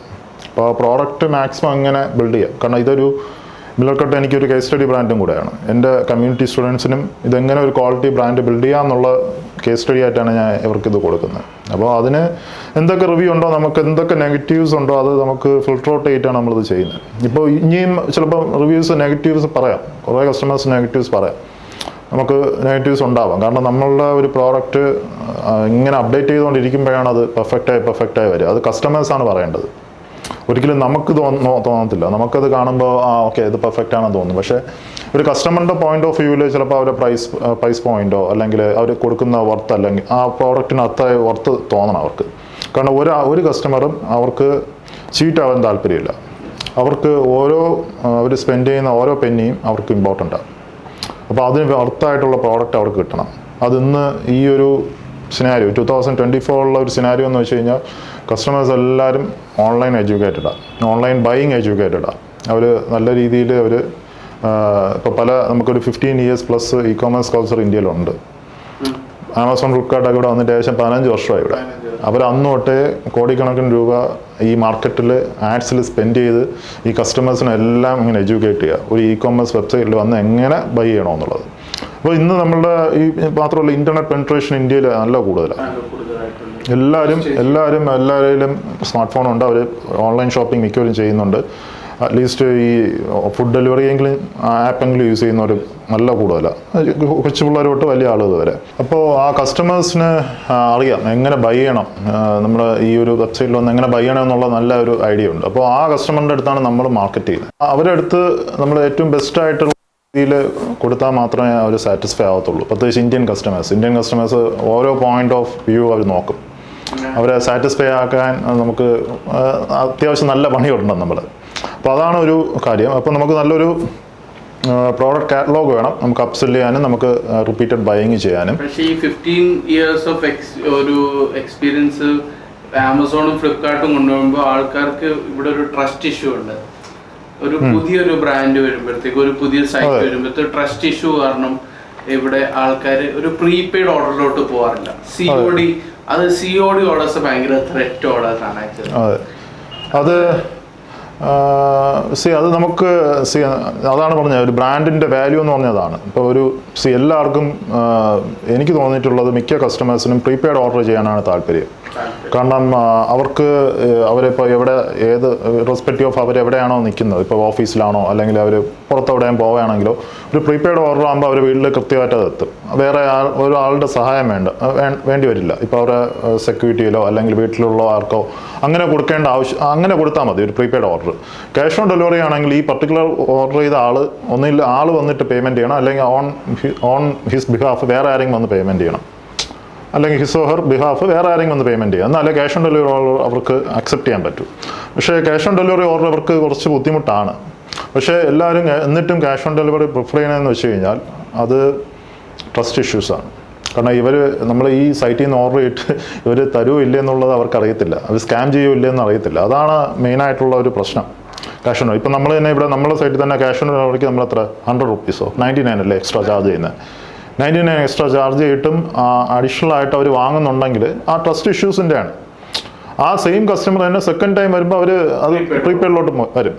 അപ്പോൾ അത് ആ ട്രസ്റ്റ് മാറി. കാരണം നമ്മളെ സർവീസ് പ്രോഡക്റ്റിൻ്റെ ക്വാളിറ്റി നോക്കുമ്പോൾ ഓക്കെ ഇവർ ഓക്കെയാണ് എന്ന് തോന്നിക്കഴിഞ്ഞാൽ അവർ പ്രീപെയ്ഡിലോട്ട് മാറും. അതാണ് ഈ ഒരു ബ്രാൻഡ് ബിൽഡ് ചെയ്യുന്ന സമയത്ത് ഇവഞ്ച്വലി നമുക്ക് ഈ ക്യാഷ് ഓൺ ഡെലിവറിയുടെ അക്കൗണ്ട് ആ പെർസെൻറ്റേജ് കുറഞ്ഞു വരും. എനിക്ക് തോന്നിയിട്ടുള്ളതൊരു ഞാൻ കണ്ടിട്ടുള്ള നമ്മളെ ക്ലയൻസിൻ്റെ സ്റ്റോറിലൊക്കെ ഒരു 10,000+ കസ്റ്റമേഴ്സൊക്കെ എത്തിക്കഴിഞ്ഞാൽ ഡ്രാസ്റ്റിക്കലി ഒരു 30% ആയിട്ട് കുറയും COD കുറയും. കാരണം അത്രയും ബ്രാൻഡ് അവയർനെസ് അവർ ആ 10,000 കസ്റ്റമറൊക്കെ എത്തുമ്പം ക്രിയേറ്റ് ചെയ്തിട്ടുണ്ടാവും. അവർ ഓൾറെഡി സോഷ്യൽ പേജസിലൊക്കെ നല്ല രീതിയിൽ അവർ കോണ്ടന്റ് പോയിട്ടുണ്ടാവും. ഈ വരുന്ന ഇത്രയും കസ്റ്റമേഴ്സ് നല്ലൊരു സർവീസ് കൊടുത്തിട്ടുണ്ടാവും. അപ്പോൾ നല്ല റേറ്റിംഗ്സ് ഉണ്ടാവും. അപ്പോൾ അവിടെയാണ് ഒരു കസ്റ്റമർ ട്രസ്റ്റ് തരുന്നത്. ഞാൻ ആഡ് ചെയ്യാൻ വേണ്ടിയിട്ട് പറയുന്നത് നമ്മൾ പ്രോഡക്റ്റ് കാറ്റലോഗ് അതും ട്രസ്റ്റ് ബിൽഡ് ചെയ്യാൻ ഹെൽപ്പ് ചെയ്യുന്നുണ്ട് ആക്ച്വലി. ഒരു പ്രൊഡക്റ്റ് ഉള്ള ഒരു സൈറ്റ് മാത്രമാകുമ്പോൾ ആൾക്കാർക്ക് അതൊരു ബ്രാൻഡ് നെയിം ഒക്കെ അല്ലെങ്കിൽ കാരണം ഈ ബ്രാൻഡ് എന്ന് പറഞ്ഞാൽ ഇ-കോമേഴ്സ് ബ്രാൻഡ് എന്ന് പറഞ്ഞാൽ ആദ്യം പറഞ്ഞതുപോലെ ഇത് കസ്റ്റമറാണ് പറയേണ്ട ഒരു ബ്രാൻഡ്. ഒരിക്കലും നമ്മളൊരു ബ്രാൻഡ് എന്ന് പറഞ്ഞിരുന്നാൽ പോരാ. നമുക്ക് സ്വന്തമായിട്ട് നമ്മൾ വിളിക്കാനേ പറ്റും. ഇപ്പോൾ നമ്മൾ സ്വയം നമ്മളെ പേര് വിളിക്കും പോലെ നമ്മളെ ബ്രാൻഡിന് നമ്മളൊരു പേര് പറഞ്ഞ് വിളിക്കുന്നത്. പക്ഷേ കസ്റ്റമറാണത് വിളിക്കേണ്ടത്. ഇന്ന മില്ലർക്കട്ടിൽ നിന്നുള്ള പ്രോഡക്റ്റ്. ഇപ്പം നാളെ നമ്മൾ ഏത് പ്രോഡക്റ്റ്സ് ഇറക്കിയാലും ഈ ബ്രാൻഡിൻ്റെ അണ്ടറിൽ ഏത് പ്രോഡക്റ്റ്സ് ഇറക്കിയാലും അതിനെ അറിയപ്പെടുന്ന മില്ലർക്കട്ട് എന്നായിരിക്കും. അപ്പോൾ അങ്ങനെയാണ് ഒരു ബ്രാൻഡ് ബിൽഡ് ചെയ്തെടുക്കുക. അതിന് നമുക്ക് ഒരു ടൈം വേണം. ഈ ഒരു ഗ്രാജുവൽ ഗ്രോത്ത് ഒരു ബ്രാൻഡിങ്ങിലൊരു നമ്മൾ ചെയ്ത് ഈ പല കാര്യങ്ങളും ചെയ്ത് മുന്നോട്ട് പോയിട്ടാണ് നമ്മളത് ബിൽഡ് ചെയ്തെടുക്കുക. മാർക്കറ്റിംഗ് മാത്രം കൊണ്ട് വരത്തില്ല. നമുക്ക് കുറേ കസ്റ്റമേഴ്സിനെ ക്രിയേറ്റ് ചെയ്യാം. പിന്നെ ആഫ്റ്റർ സെയിൽ നമ്മൾ ഈ പറഞ്ഞതുപോലെ ഗുഡ് സർവീസ്, പിന്നെ അടുത്ത പ്രോഡക്റ്റ് കാറ്റലോഗ്സ് ഇതെല്ലാം കൂടെ ചേരുമ്പോഴാണ് ഒരു ട്രസ്റ്റ് അവിടെ ബിൽഡ് ചെയ്യുന്നത്. ഏറ്റവും കൂടുതൽ ഗുഡ് സർവീസാണ്. ഏറ്റവും കൂടുതൽ കസ്റ്റമേഴ്സ് നോക്കുന്നത് ഗുഡ് സർവീസാണ്. അപ്പോൾ അതിലാണ് മെയിനായിട്ട് കംപ്ലീറ്റ് ആയിട്ട് ഉള്ള ഒരു കസ്റ്റമറിൻ്റെ ട്രസ്റ്റ് ഇരിക്കുന്നത്. കാരണം ആ കസ്റ്റമർ വാങ്ങിച്ചതിന് ശേഷം അവരുടെ മെയിൻ കൺസേൺ അതാണ് അല്ലേ? നമുക്ക് തോന്നിയിട്ടില്ലേ? ഇപ്പോൾ അത് വാങ്ങിച്ചതിന് ശേഷം എന്ത് പറ്റും? ഇപ്പോൾ എന്തെങ്കിലും പ്രശ്നം പറ്റിപ്പോയാൽ നമ്മൾ റീഫണ്ട് ചെയ്യുമോ അല്ലെങ്കിൽ എക്സ്ചേഞ്ച് ചെയ്യുമോ? അങ്ങനെയൊക്കെയുള്ള ഒരു ക്വസ്റ്റ്യനാണ് മിക്ക കസ്റ്റമേഴ്സിനുള്ളത്. അതെ നമ്മൾ സമയത്തിന് ഡിസ്പാച്ച് ചെയ്യുമോ അല്ലെങ്കിൽ പ്രോഡക്റ്റ് തന്നെ എത്തിക്കുമോ എന്നുള്ള മിക്ക കസ്റ്റമേഴ്സിനൊരു ഡൗട്ടാണ്. ഇപ്പോൾ കാരണം ഒരുപാട് സ്കാം ആക്ടിവിറ്റീസ് ഇതിൻ്റെ ഇടയിൽ കൂടെ നടക്കുന്നു. അപ്പോൾ അതിൻ്റെ ട്രസ്റ്റ് ഇഷ്യൂസ്. ഇപ്പോൾ ഈ പേയ്മെൻറ്റ് ഗേറ്റ്വേ, റൈസപ്പേ, ഫോൺ പേ ഒക്കെ തന്നെ ഇപ്പം GST മാൻഡറ്ററി ആക്കിയിട്ടുണ്ട്. എന്തുകൊണ്ട് മാൻഡറ്ററി? അത് RBI റൂൾ വന്നേ. ഈ റൈസപ്പേക്കൊക്കെ കഴിഞ്ഞ എനിക്ക് തോന്നുന്നു ഒരു 6 months മുമ്പൊക്കെ കംപ്ലീറ്റ് RBI ക്ലോസ് ചെയ്തു അവരുടെ ഓൺ ബോർഡിങ്.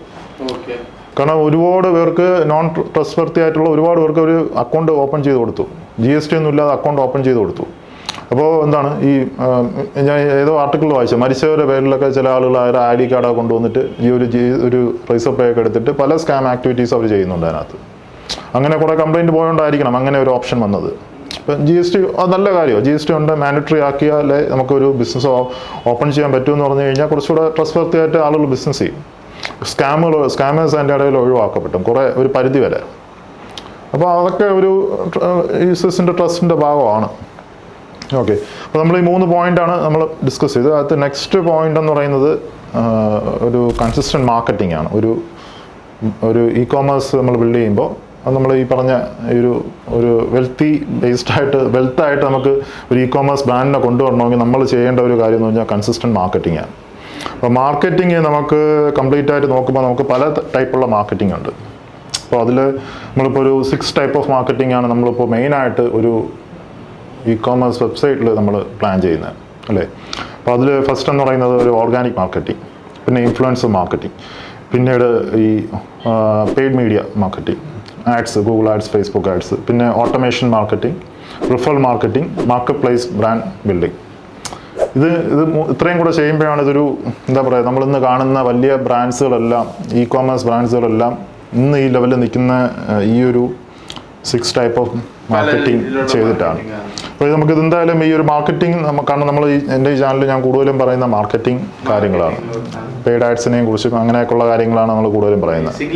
കൊണ്ട് നേരത്തെ പറഞ്ഞ പോലെ ട്രസ്റ്റ് ബിൽഡ് ചെയ്യാനാണ് ഈ ഓർഗാനിക് മാർക്കറ്റിംഗ് ആയാലും അത് സ്വാഭാവികമായിട്ട് അജുവ എന്നോട് ഒരു പ്രൊഡക്റ്റ് റെക്കമെൻഡ് ചെയ്യുമ്പോൾ എനിക്ക് ആ ട്രസ്റ്റ് അവിടെ ബിൽഡ് ആയെന്നുള്ളതാണ്. ട്രസ്റ്റ് ബിൽഡിംഗ് ആണ് ഈ മാർക്കറ്റിംഗ് കൊണ്ട് ആക്ച്വലി നമ്മൾ ഉദ്ദേശിക്കുന്നത് അല്ലേ? ഇൻഫ്ലുവൻസർ മാർക്കറ്റിംഗ് ആണെങ്കിലും അതെ, അത് ഓരോന്നിനും ഓരോ രീതിയിലായിട്ടുള്ളതുണ്ട്. ഇപ്പോൾ നമ്മളിപ്പോൾ ഞാൻ ഇത് ഓരോന്നായിട്ട് നമുക്ക് നോക്കാം. ഇപ്പോൾ ഒരു ഓർഗാനിക് മാർക്കറ്റിംഗ് ആണെങ്കിൽ എന്താണ്, ഇപ്പോൾ നമ്മളിപ്പോൾ മിക്ക ബ്രാൻഡുകളൊന്നും ഓർഗാനിക് മാർക്കറ്റിംഗ് നല്ല രീതിയിൽ ഫോക്കസ് ചെയ്യുന്നു എന്ന് പറഞ്ഞാൽ UGC കോണ്ടന്റ്സ്, യൂസർ ജനറേറ്റഡ് കോണ്ടന്റ്സുകൾ. ഇപ്പോൾ ഒരു യൂസർ വന്ന് പർട്ടിക്കുലർ പ്രോഡക്റ്റ് എടുത്തിട്ട്, ഇപ്പോൾ സപ്പോസ് ഈ ഒരു പ്രോഡക്റ്റ് ആണെങ്കിൽ ആ യൂസർ വന്ന് ഇതിനെ യൂസ് കേസ് കാണിച്ച് അവർ ചെയ്യുന്ന ഒരു മെത്തേഡ്, അതൊരു ഫൺ പാർട്ടായിരിക്കാം അല്ലെങ്കിൽ എൻ്റർടൈൻമെൻറ്റ് രീതിയിലായിരിക്കാം മിക്കവരും ചെയ്യുന്നത്. അപ്പോൾ ആ ഒരു യൂസർ ജനറേറ്റഡ് കോണ്ടന്റ് നിന്ന് ഭയങ്കര റീച്ച് ഈ പ്ലാറ്റ്ഫോംസുകൾ കൊടുക്കുന്നുണ്ട്. അതിനകത്ത് നമ്മുടെ ഈ റിവ്യൂസ് അതിനകത്ത് ഉൾപ്പെടുത്താൻ പറ്റും. ഞാൻ ആമസോണിൽ മേടിക്കാൻ നേരം ഇങ്ങനെ താഴെ പോയി 4 സ്റ്റാർ റേറ്റിംഗ് ഉണ്ട്, ആൾക്കാർ ഇട്ട വീഡിയോ കാണും. അതെ, അതൊക്കെ നമ്മൾ ചെക്ക് ചെയ്തിട്ടാണ്. അത് നമുക്ക് വേണമെങ്കിൽ നമ്മളുടെ വെബ്സൈറ്റിനകത്തുള്ള റിവ്യൂ ഇതിനകത്ത് നമുക്ക് വീഡിയോസ് ഒക്കെ ആഡ് ചെയ്യാനുള്ള ഓപ്ഷൻ ഉണ്ട്. ഇപ്പോൾ ഞാൻ ഈ ഓർഗാനിക് കോണ്ടന്റ് മാർക്കറ്റിംഗ് എന്ന് പറഞ്ഞാൽ ഇപ്പോൾ നമുക്കിപ്പോൾ സോഷ്യൽ ചാനൽസിൽ ഇപ്പോൾ നമ്മൾ ഇൻസ്റ്റാഗ്രാം റീൽസ്, നമുക്ക് യൂട്യൂബ് ഷോർട്സ്, ഇതിലൊക്കെ നമ്മുടെ ബ്രാൻഡ് ആക്റ്റീവ് ആയിരിക്കുക. ഇപ്പോൾ നമ്മളിനി അതിൻ്റെ പാർട്ട് മില്ലർ കട്ടിൽ തുടങ്ങാൻ പോകണേ ഉള്ളൂ അല്ലേ? അപ്പോൾ ആ ഒരു പാർട്ട് സത്യം പറഞ്ഞാൽ അത് നല്ല രീതിയിൽ നമ്മൾ ഫോക്കസ് ചെയ്യണം. ഓർഗാനിക് മാർക്കറ്റിംഗിന് നിന്ന് നല്ല റീച്ച് ഈ പ്ലാറ്റ്ഫോംസുകൾ കൊടുക്കുന്നുണ്ട്. ഇപ്പോൾ ഇൻസ്റ്റാഗ്രാമൊക്കെ നമുക്ക് നല്ല രീതിയിൽ നമ്മളുടെ ബ്രാൻഡിൻ്റെ ബേസ്ഡ് ആയിട്ട് അത് ചെയ്യുകയാണെങ്കിൽ നല്ല റീച്ച് ക്രിയേറ്റ് ആവും. അത് തന്നെ നമുക്ക് നല്ലൊരു സെയിൽസ് നമുക്ക് ബ്രിങ് ചെയ്യും. അപ്പോൾ ഈ മാർക്കറ്റിങ്ങിൻ്റെ ഈ ഫോർത്ത് പോയിന്റ് കൺസിസ്റ്റൻറ്റ് മാർക്കറ്റിംഗ് എന്ന് പറഞ്ഞാൽ നമ്മളിത് സ്ഥിരമായിട്ട് ചെയ്തുകൊണ്ട് അതുകൊണ്ടാണ് ഇതിനെ കൺസിസ്റ്റൻറ്റ് മാർക്കറ്റിംഗ് എന്ന് പറയുന്നത്. ഒരു ബ്രാൻഡ് സ്റ്റാർട്ട് ചെയ്ത് കഴിഞ്ഞാൽ ഡേ ഫസ്റ്റ് തൊട്ട് തന്നെ ഈ മാർക്കറ്റിംഗ് ഇങ്ങനെ ചെയ്തുകൊണ്ടിരിക്കണം, കൺസിസ്റ്റൻറ്റ് മാർക്കറ്റിംഗ്. അപ്പോൾ അതിൽ ഫസ്റ്റത്തേതാണ് ഓർഗാനിക് മാർക്കറ്റിംഗ്. നമ്മളിപ്പോൾ സംസാരിച്ചത് UGC കോണ്ടന്റ് ബേസ്ഡ് ആയിട്ട്, യൂസർ ജനറേറ്റഡ് കോണ്ടന്റ് ബേസ്ഡ് ആയിട്ട് നമ്മൾ അതിനകത്ത് ഓർഗാനിക്കായിട്ട് ഡെയിലി പറ്റുമെങ്കിൽ ഡെയിലി ആണ് ഏറ്റവും ബെസ്റ്റ്. ഡെയിലി ഒരു നമുക്ക് അതിനകത്ത് പൊയ്ക്കൊണ്ടിരുന്നു കഴിഞ്ഞാൽ അത്രയും നല്ല രീതിയിൽ നമുക്കത് വർക്കൗട്ട് ചെയ്യാൻ പറ്റും. എനിക്ക് തോന്നുന്നു യൂസർ ജനറേറ്റഡ് ഒന്നും ഡ്രോപ്പ് ഷിപ്പിംഗിൽ വർക്ക് ആവുന്നത്. അവിടെ നമ്മൾ പ്രൊഡക്റ്റ് സാച്ചുറേറ്റ് ആകുമ്പോഴത്തേക്കും വേറൊരു പുതിയ പ്രൊഡക്റ്റുമായിട്ട് നമ്മൾ അവതരിക്കുന്നത് അല്ല, അത് ചെയ്യാൻ പാടാണ്. യൂസർ ജനറേറ്റഡ് കോണ്ടന്റുകൾ ചെയ്യാൻ പറ്റില്ല എന്ന് പറയുന്നില്ല, പക്ഷെ ചെയ്താലും നമുക്ക് ഇല്ലേ ഓക്കെ അവർ ഇത് കണ്ടിട്ട് ചിലപ്പോൾ ഈ വേറെ എവിടെയെങ്കിലും ഉണ്ടെങ്കിൽ അതിലോട്ട് പോകും, മാർക്കറ്റ് പ്ലേസിലോട്ട് പോകും. കാരണം ഈ നമ്മളിന്ന് പറഞ്ഞ ഈ യൂസേഴ്സ് ഒന്നും നല്ല എഡ്യൂക്കേറ്റഡാണ്. അവർക്കൊരു പ്രോഡക്റ്റ് കണ്ടാൽ അവർക്കറിയാം ഇത് എവിടെ പോയി തപ്പണമെന്ന്.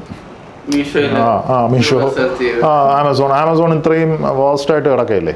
ഇപ്പം നമ്മൾ ഏത് പ്രോഡക്റ്റ് ആമസോണിനകത്ത് അവൈലബിൾ ആണ്.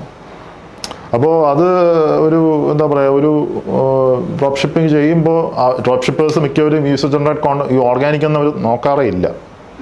കാരണം അവരുടെ മെയിൻ കൺസേൺ എന്ന് അവർ നോക്കുന്നത് ഒരു എന്താ പറയുക, ഒരു അക്വയർ സെല് ചെയ്യുക, അതും ഡയറക്റ്റ് റെസ്പോൺസ് പെയ്ഡ് ആഡ്സ് വഴി മാത്രം, അതാണ് ചെയ്യുന്നത്. അപ്പോൾ ഇതിന് ഈ ഒരു യൂസർ ജനറേറ്റഡ് കോണ്ടന്റ്സിന് നമ്മൾ ഓർഗാനിക് മാർക്കറ്റിങ്ങിൽ നല്ല ഇമ്പോർട്ടൻസ് ഉണ്ട്. അപ്പോൾ ഇനി അടുത്ത കൺസിസ്റ്റൻറ്റ് മാർക്കറ്റിങ്ങിൽ നമുക്ക് അടുത്ത point influencer marketing. Influencer marketing ആണ് ഇന്ന് നല്ല ഒരു എന്താ പറയുക, ഒരു ഭയങ്കര ഒരു സൂപ്പർ പവറുള്ള മാർക്കറ്റിംഗ് എന്ന് വേണമെങ്കിൽ പറയാം ഇൻഫ്ലുവൻസർ മാർക്കറ്റിംഗ്. ഇൻഫ്ലുവൻസർ മാർക്കറ്റിംഗ് നമുക്കിന്ന് ചെയ്യണമെങ്കിൽ അത് ഡ്രോപ്പ് ഷിപ്പിങ്ങിൽ ചെയ്യാൻ ഭയങ്കര ബുദ്ധിമുട്ടാണ്. കാരണം നല്ലൊരു ഇൻഫ്ലുവൻസറായിട്ട് കണക്ട് ചെയ്യണമെങ്കിൽ നമുക്ക് നല്ലൊരു പ്രോഡക്റ്റ് വേണം. മിക്ക ഇൻഫ്ലുവൻസേഴ്സും അവരൊരിക്കലും അവരുടെ ക്രെഡിബിലിറ്റി അവർ വെച്ച് കളിക്കില്ല. അപ്പോൾ മിക്ക യൂസേഴ്സും നമ്മൾ തന്നെ ഇൻഫ്ലുവൻസേഴ്സിനെ ടൈപ്പ് ചെയ്യുമ്പോൾ ചോദിക്കുമ്പോൾ കണ്ടിട്ടില്ലേ, അവർ നമ്മളെ പ്രോഡക്റ്റ് ആദ്യം അയച്ചു കൊടുക്കണം, അവരതിനെ റിവ്യൂ ചെയ്തിട്ട് ഓക്കെ നമുക്കിത് കൊള്ളാമെങ്കിൽ മാത്രമേ അവരെ എടുക്കൂ, എന്നാലേ അവർ ആ ടൈപ്പിലോട്ട് അവർ കയറത്തുള്ളൂ. ഞാനൊരു രസം പറയട്ടെ, നമ്മുടെ പ്രൊഡക്റ്റ് മേടിച്ച് നമ്മളോട് ഇങ്ങോട്ട് കോണ്ടാക്ട് ചെയ്ത് കുറെ ഇൻഫ്ലുവൻസർ ഞാൻ കണ്ടിട്ടുണ്ട്, ഇൻസ്റ്റയിലൊക്കെ വന്നത്. ഓക്കെ, അത് ഇൻഫ്ലുവൻസേഴ്സ്, അതെ, അത് ഇപ്പോൾ ഇൻഫ്ലുവൻസേഴ്സ് തന്നെ പല കാറ്റഗറി ഇൻഫ്ലുവൻസേഴ്സ് ഉണ്ട്. നമ്മളിപ്പോൾ ആ ഒരു ഇൻഫ്ലുവൻസർ ഏജൻസീസുമായിട്ടൊക്കെ സംസാരിക്കുമ്പോൾ അവർ പറയുന്നത് മൈക്രോ, മാക്രോ, മീഡിയം, ബിഗ് അങ്ങനെയുണ്ട്. ഇപ്പം മാക്രോ എന്ന് പറയുന്നത് എനിക്ക് തോന്നുന്നു അവർ കാറ്റഗറൈസ് ചെയ്യുന്നത് 10,000 ഫോളോവേഴ്സിന് താഴെ ഉള്ളവരാണെന്ന് തോന്നുന്നു അല്ലേ.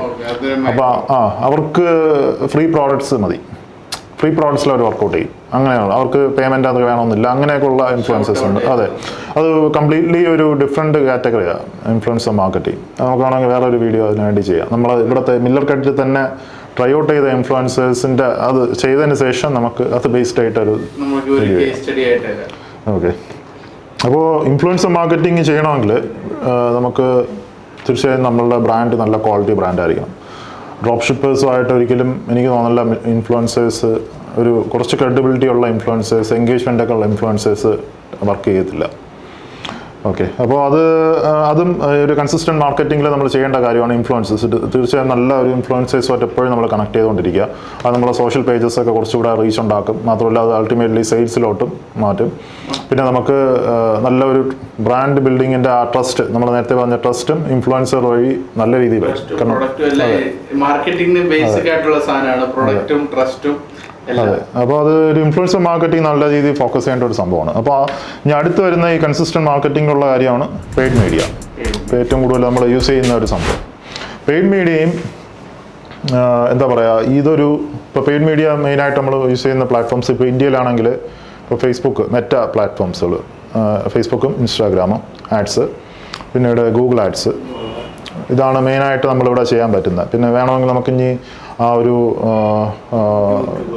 യൂട്യൂബ് ആഡ്സും ഗൂഗിൾ ആഡ്സ് തന്നെ നമുക്കിന്ന് കംപ്ലീറ്റ് ആയിട്ടുള്ള ഓട്ടോമേഷൻ ആഡ്സൊക്കെ ഇന്ന് അവൈലബിൾ. അത് യൂട്യൂബും കൂടെ കണക്ട് ചെയ്താണ് വരുന്നത്. അപ്പോൾ അങ്ങനെ ആ രീതിയിൽ നമുക്ക് ചെയ്യാം. ടിക്ടോക്ക് നമുക്ക് ഇവിടെ ഇന്ത്യയിൽ ബാൻ ചെയ്യാമല്ലോ. ഉണ്ടായിരുന്നെങ്കിൽ നല്ല ഇതായിരുന്നു ടിക്ടോക്ക് ഇവിടെ, കാരണം നമുക്ക് ഒരുപാട് സെയിൽ ടിക്ടോക്കിൽ വരാനുള്ള ചാൻസസ് ഉണ്ട്. നല്ല ഷീപ്പ് അക്വിസിഷൻ ടിക്ടോക്കിലൊക്കെ ഇവിടെ ഉണ്ടായിരുന്ന സമയത്ത് ഞാൻ ചെയ്തിട്ടുണ്ട്. നമ്മൾ എന്താ പറയുക, നമുക്കൊരു അതിശയിപ്പിക്കുന്ന രീതിയിലുള്ള കൺവേർഷൻസൊക്കെ ചിലപ്പോൾ ഉണ്ടാവും. പെട്ടെന്നൊരു ദിവസമൊക്കെ ഒരു 5 റുപ്പീസിനകത്തൊക്കെ ചിലപ്പോൾ ഒരു കൺവേർഷനൊക്കെ കയറി വരും. Per sale conversion 5 റുപ്പീസൊക്കെ ആവത്തുള്ളൂ. എല്ലാ പ്രോഡക്ട്സും ടിക്ടോക്കിൽ വർക്കാവില്ല. ടിക്ടോക്ക് ഒരു ഡിഫറെൻറ്റ് പ്ലാറ്റ്ഫോമാണ്, ഒരു ഫംഗി ടൈപ്പ് ആയിട്ടുള്ള ഒരു പ്ലാറ്റ്ഫോമാണ്. അത് ഇപ്പോൾ ഏകദേശം സെയിം ആയതാണ്. ഇപ്പോൾ ഏകദേശം ഒരേപോലെ ആണ് ടിക്ടോക്ക് ഉള്ളവരെല്ലാം ടിക്ടോക്ക് പോയപ്പം ഇൻസ്റ്റയിലോട്ട് കയറി. അപ്പോൾ അവർ വീണ്ടും ടിക്ടോക്കിൽ അതേ ഫോമാറ്റ് ഇതിലോട്ടും കാണിക്കാൻ തുടങ്ങി. അങ്ങനെയാണ് റീൽസ് ഇപ്പോൾ ഇങ്ങനെ ആയതാണ്. പണ്ട് റീൽസ് കുറച്ചുകൂടെ ക്വാളിറ്റിയൊക്കെ ഉള്ള സംഭവമായിരുന്നു ഈ ടിക്ടോക്ക് പോകും മുമ്പ്. അപ്പോൾ ആ ഒരു ടിക്ടോക്ക് ഇവിടെ ഇല്ല. ടിക്ടോക്കിൻ്റെ ആയിട്ട് നമ്മളിവിടെ പറഞ്ഞിട്ട് കാര്യമില്ല. അപ്പോൾ ഇവിടെ നമുക്ക് മെയിനായിട്ട് വരുന്ന ഒരു സംഭവം എന്ന് പറയുന്നത് മെറ്റ ആഡ്സും ഗൂഗിൾ ആഡ്സുമാണ്. ഇതിൽ തന്നെ നമുക്കിപ്പോൾ നമ്മൾ ചെയ്യുമ്പോൾ ഈ ആഡ്സ് നല്ല രീതിയിൽ ചെയ്യുമ്പോൾ ഈ ഡ്രോപ്പ് ഷിപ്പിംഗ് ആയിട്ട് ചെയ്യുന്നവരും ബ്രാൻഡായിട്ട് ചെയ്യുന്നവർക്കും രണ്ട് രീതിയിലുള്ള ഒരു റിസൾട്ട്സും അതിൻ്റെ ഒരു പ്രോസസ്സും ഡിഫറെൻ്റ് ആയിരിക്കും. കാരണം ഒരു ബ്രാൻഡ് എന്ന് പറയുമ്പോൾ ഈ മെറ്റ ആഡ്സൊക്കെ, എസ്പെഷ്യലി മെറ്റ ആഡ്സ് ശ്രദ്ധിച്ചിട്ടുണ്ടെങ്കിൽ അറിയായിരിക്കും. മെറ്റ ആഡ്സിൽ നമ്മൾ ചെയ്യുമ്പോൾ ഒരു 25,000+ ഒക്കെ നമ്മൾ ആഡിൽ സ്പെൻഡ് ചെയ്ത് കഴിഞ്ഞതിന് ശേഷം മെറ്റയുടെ ടീം നമ്മളെ ഇങ്ങോട്ട് കോൺടാക്ട് ചെയ്യും. നമ്മളിപ്പോൾ ബിസിനസ് മാനേജറൊക്കെ വെരിഫൈ ചെയ്ത് ചെയ്യുകയാണ്. നല്ല ബ്രാൻഡായിട്ട് നമ്മളിപ്പോൾ ഒരു ബ്രാൻഡാണ് നമ്മൾ ചെയ്യണമെങ്കിൽ എന്നിട്ട് അവർ ഇങ്ങോട്ട് നമ്മളെ കോൺടാക്ട് ചെയ്യും. ഒരു റെഗുലർലി ഒരു മെസ്സേജ് അയച്ചുകൊണ്ടിരിക്കും നമുക്ക്. ഇങ്ങനെ പല കൺവേർഷൻസ് നിങ്ങൾ ആഡ്സ് ചെയ്യുക, അഡ്വാൻറ്റേജ് പ്ലസിലോട്ട് മൂവ് ചെയ്യുക എന്ന് പറഞ്ഞ് അവരുടെ ഇമെയിൽസ് എപ്പോഴും വന്നുകൊണ്ടിരിക്കും. ഒരു ബ്രാൻഡാണ് നമ്മൾ ചെയ്യുന്ന ബിസിനസ് ഇത് ബിസിനസ് മാനേജറൊക്കെ വെരിഫൈ ചെയ്ത ഒരു ബിസിനസ് ആണെങ്കിൽ, അപ്പോൾ അതിൽ ഈ ഒരു ബ്രാൻഡാണെങ്കിൽ ഈ പ്ലാറ്റ്ഫോംസുകൾ കുറച്ചുകൂടെ നമുക്ക് ഇമ്പോർട്ടൻസ് തരും. കാരണം അവർക്ക് വേണ്ടത് ട്രസ്റ്റ് വർത്തി ആയിട്ടുള്ള ബ്രാൻഡ്സിൻ്റെ അഡ്വർടൈസ്മെൻ്റാണ് ഈ പ്ലാറ്റ്ഫോംസിനകത്ത് വേണ്ടത്.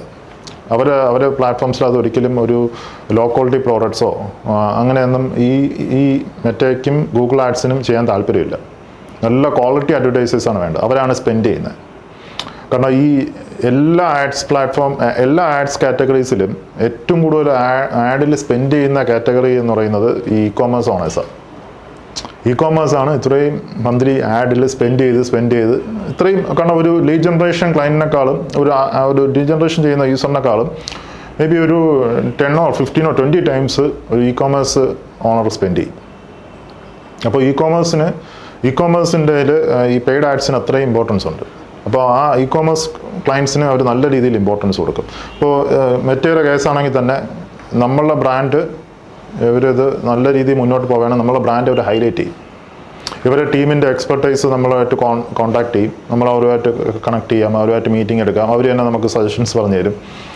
ഇപ്പോൾ നമുക്ക് ഏതെങ്കിലും ബ്രാൻഡിൻ്റെ തന്നെ ഇപ്പോൾ എന്തെങ്കിലും പെർമിഷൻസ് ഉള്ള ബ്രാൻഡ്, ഇപ്പോൾ ഒരു ഹെൽത്ത് കെയർ ബ്രാൻഡ് ആണെങ്കിലോ അല്ലെങ്കിൽ ഒരു കോസ്മെറ്റിക് ബ്രാൻഡ് ആണെങ്കിലോ, ഇപ്പോൾ മെറ്റയ്ക്കകത്ത് നമുക്ക് ചെറിയ പെർമിഷൻസ് ഒക്കെ എടുക്കണം ആ ഒരു പർട്ടിക്കുലർ പ്രോഡക്റ്റൊക്കെ നമുക്ക് മാർക്കറ്റ് ചെയ്യാൻ. അതിനുള്ള കാര്യങ്ങളൊക്കെ അവർ ചെയ്തു തരും. പിന്നെ നമുക്ക് നല്ല റിസൾട്ട്സ് ഒക്കെ വരികയാണെങ്കിൽ നമ്മളുടെ ബ്രാൻഡ് അവരുടെ അഡ്വർടൈസ്മെൻറ്റിൽ മെറ്റയുടെ അഡ്വർടൈസ്മെൻറ്റിൽ ഹൈലൈറ്റ് ചെയ്യും. ഈ ബ്രാൻഡ് ഇത്രയും ഗ്രോ ആയി ഈ ഒരു അഡ്വർടൈസ്മെൻറ്റ് വെച്ചിട്ട് അങ്ങനെയൊക്കെ അവർ ചെയ്യാൻ ഇതുണ്ട്. പിന്നെ നമുക്ക് ഈ വെരിഫിക്കേഷൻ പ്രോസസ്സൊക്കെ മറ്റേ ഈ എന്താ പറയുക ഈ ഇൻസ്റ്റാഗ്രാം ഫേസ്ബുക്ക് പേജസ് വെരിഫിക്കേഷൻസ് ഒക്കെ അതും അവർ ഹെൽപ്പ് ചെയ്യും. ബ്രാൻഡ് ആണെങ്കിൽ പെട്ടെന്ന് അത് ഹെൽപ്പ് ചെയ്ത് തരും നമുക്ക് നല്ല രീതിയിൽ നമ്മൾ റൺ ചെയ്യുന്നതാണെങ്കിൽ. അതുപോലെ തന്നെ ഗൂഗിൾ ആഡ്സും നമുക്കൊരു ബ്രാൻഡ് ആണെങ്കിൽ ബ്രാൻഡ് രീതിയിൽ ചെയ്യുകയാണെങ്കിൽ അവർ നല്ല രീതിയിലുള്ള സപ്പോർട്ട്സ് നമുക്ക് തരും. അപ്പോൾ ഇതൊക്കെ ഒരിക്കലും ഒരു ഡ്രോപ്പ് ഷിപ്പിങ്ങിൽ കിട്ടില്ല. ഡ്രോപ്പ് ഷിപ്പിംഗ് നിങ്ങൾ ചെയ്യുകയാണെങ്കിൽ ഡെഫിനറ്റ്ലി ബ്ലോക്സ് വരും. ബ്ലോക്ക് വരുന്ന ഒരു റീസൺ നമ്മൾ കുറെ ഡിസ്കസ് ചെയ്തിട്ടുള്ളതാണ്. ഓൾറെഡി ഒരു പോഡ്കാസ്റ്റ് ഡിസ്കസ് ചെയ്തു ഫിംഗർ മങ്കിയുടെ ഒരു സംഭവം. അത് പിന്നെ നമ്മൾ ആ ഒരു ടൈമിൽ അതൊക്കെ ഒരു ബാക്ക് 2017 ഞാൻ ചെയ്തതാണ് അത്. അപ്പോൾ അത് തന്നെ ആ ഒരു ടൈപ്പ് പ്രോഡക്ട്സ് ഒക്കെ ഒരു പോയത് നമുക്ക് എന്താ പറയുക കംപ്ലീറ്റ്ലി ഒരു നെഗറ്റീവായിട്ടാണ് പോയത്. മറ്റേ ഗൂഗിളും എന്താ പറയും, കാരണം ഇതില്ല മെറ്റയൊക്കെ ചെയ്യുന്ന ഒരു കാര്യം എന്ന് വെച്ച് കഴിഞ്ഞാൽ നമ്മളിപ്പോൾ ഒരു ആഡ് ചെയ്യുകയാണ്. അപ്പോൾ മെറ്റയ്ക്ക് അറിയാം ഏത് പേജിൽ നിന്നാണ് ഈ പർട്ടിക്കുലർ ആഡ് പോകുന്നതെന്നുള്ളത്. അപ്പോൾ എന്ത് ചെയ്യും, ഇപ്പോൾ ഈ ഏത് കസ്റ്റമറാണ് ബൈ ചെയ്തിട്ടുള്ളതെന്ന് മെറ്റയ്ക്ക് അറിയാം. കാരണം ആ അൽഗോരിതം കംപ്ലീറ്റ്ലി അത് ട്രാക്ക് ചെയ്യുന്നുണ്ട്. നമ്മൾ പിക്സൽസ് അതൊക്കെ വെച്ചിട്ട് കംപ്ലീറ്റ്ലി ട്രാക്ക് ചെയ്യുന്നുണ്ട്. അപ്പോൾ ഒരു പർട്ടിക്കുലർ ഒരു യൂസർ നമ്മളുടെ പേജിൽ നിന്ന് ഒരു പ്രോഡക്റ്റ് വാങ്ങിച്ചു, ഇവർക്ക് പ്രോഡക്റ്റ് ഡെലിവറായി.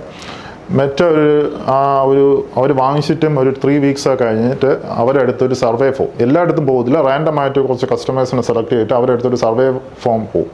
എന്നിട്ട് അവർ ചോദിക്കും ഈ പേജിൽ നിങ്ങൾ പ്രോഡക്റ്റ് വാങ്ങിച്ചിട്ടുണ്ടല്ലോ, ഇതിൻ്റെ എക്സ്പീരിയൻസ് എന്താണ്, നിങ്ങളുടെ പ്രോഡക്റ്റ് ക്വാളിറ്റി എന്താണ്, നിങ്ങളുടെ ഡെലിവറി സർവീസ് എന്താണ്, ഡെലിവറിയുടെ സ്പീഡ് സർവീസ് എങ്ങനെയാണ്, കസ്റ്റമർ സപ്പോർട്ട് സർവീസ് എങ്ങനെയാണ്, ഇങ്ങനെ 3 കാറ്റഗറി ആയിട്ട് അവർ ക്വസ്റ്റ്യൻസ് ചോദിക്കും. അപ്പോൾ അപ്പോൾ ആ കസ്റ്റമർ പോസിറ്റീവ് അല്ലാതെ പറയണമെങ്കിൽ അത് നമ്മളുടെ പേജിൽ ഇമ്പാക്റ്റ് ചെയ്യും. ഔട്ട് ഓഫ് 5 അവർ റാൻഡമായിട്ട് കുറച്ച് യൂസേഴ്സിൻ്റെ അടുത്ത് ചോദിക്കുന്നതിൽ ഔട്ട് ഓഫ് 5 മിനിമം 2.5 എങ്കിലും വേണം റേറ്റിംഗ്. 2.5 താഴെ ആയിക്കഴിഞ്ഞാൽ ആ പേജിന് അഡ്വർടൈസ്മെൻറ്റ് ചെയ്യാനുള്ള പെർമിഷനിൽ നിന്ന് അവർ ബ്ലോക്ക് ചെയ്യും മെറ്റ. മാത്രമല്ല നമ്മൾ ആഡ് അക്കൗണ്ടും അത് ബ്ലോക്ക് ചെയ്യും. പിന്നെ ഞാൻ അത് കേട്ടിട്ടുണ്ട്, എൻ്റെ ചില മെൻറ്റേഴ്സൊക്കെ എൻ്റെ അടുത്ത് വന്നിട്ടുള്ളതെന്ന് വെച്ച് കഴിഞ്ഞാൽ ഈ ഫേസ്ബുക്ക് ആഡ്സിൻ്റെ മെൻറ്റേഴ്സ് വന്നിട്ടുള്ളത് ഇവർ ഈ പർട്ടിക്കുലർ പ്രോഡക്റ്റ് നെയിം ബ്ലോക്ക് ചെയ്യും, പ്രോഡക്റ്റ് നെയിം ബ്ലാക്ക് ലിസ്റ്റ് ചെയ്യും. ആ പ്രോഡക്റ്റ് യൂസ് ചെയ്തിട്ടുള്ള ആഡ് ക്രിയേറ്റീവ് അതും ബ്ലാക്ക് ലിസ്റ്റ് ചെയ്യും. ഈ ഡ്രോപ്പ് ഷിപ്പേഴ്സ് ഒക്കെ ചെയ്യുമ്പോൾ ഡ്രോപ്പ് ഷിപ്പിംഗ് ചെയ്യുന്നവർക്ക് ക്രിയേറ്റീവ്സ് അല്ല, ചില ആളുകളെ എടുത്തിട്ട് അവർ ചോദിക്കും ഞാൻ ഒന്നും ചെയ്തില്ല, ഞാൻ പോളിസി ഒന്നും വയലേറ്റ് ചെയ്യില്ല, പക്ഷേ ഞാൻ ആഡ് സ്റ്റാർട്ട് ചെയ്യണം പെർമനൻ്റ്ലി ബ്ലോക്ക് ചെയ്തു എൻ്റെ ആഡ് അക്കൗണ്ട്. ഒന്നും ചെയ്യില്ല, ഒന്നും ചെയ്യാതെ തന്നെ നമ്മൾ ആഡ് സ്റ്റാർട്ട് ചെയ്ത് 2 ദിവസം പെർമനൻ്റ്ലി ബ്ലോക്ക് ചെയ്ത്.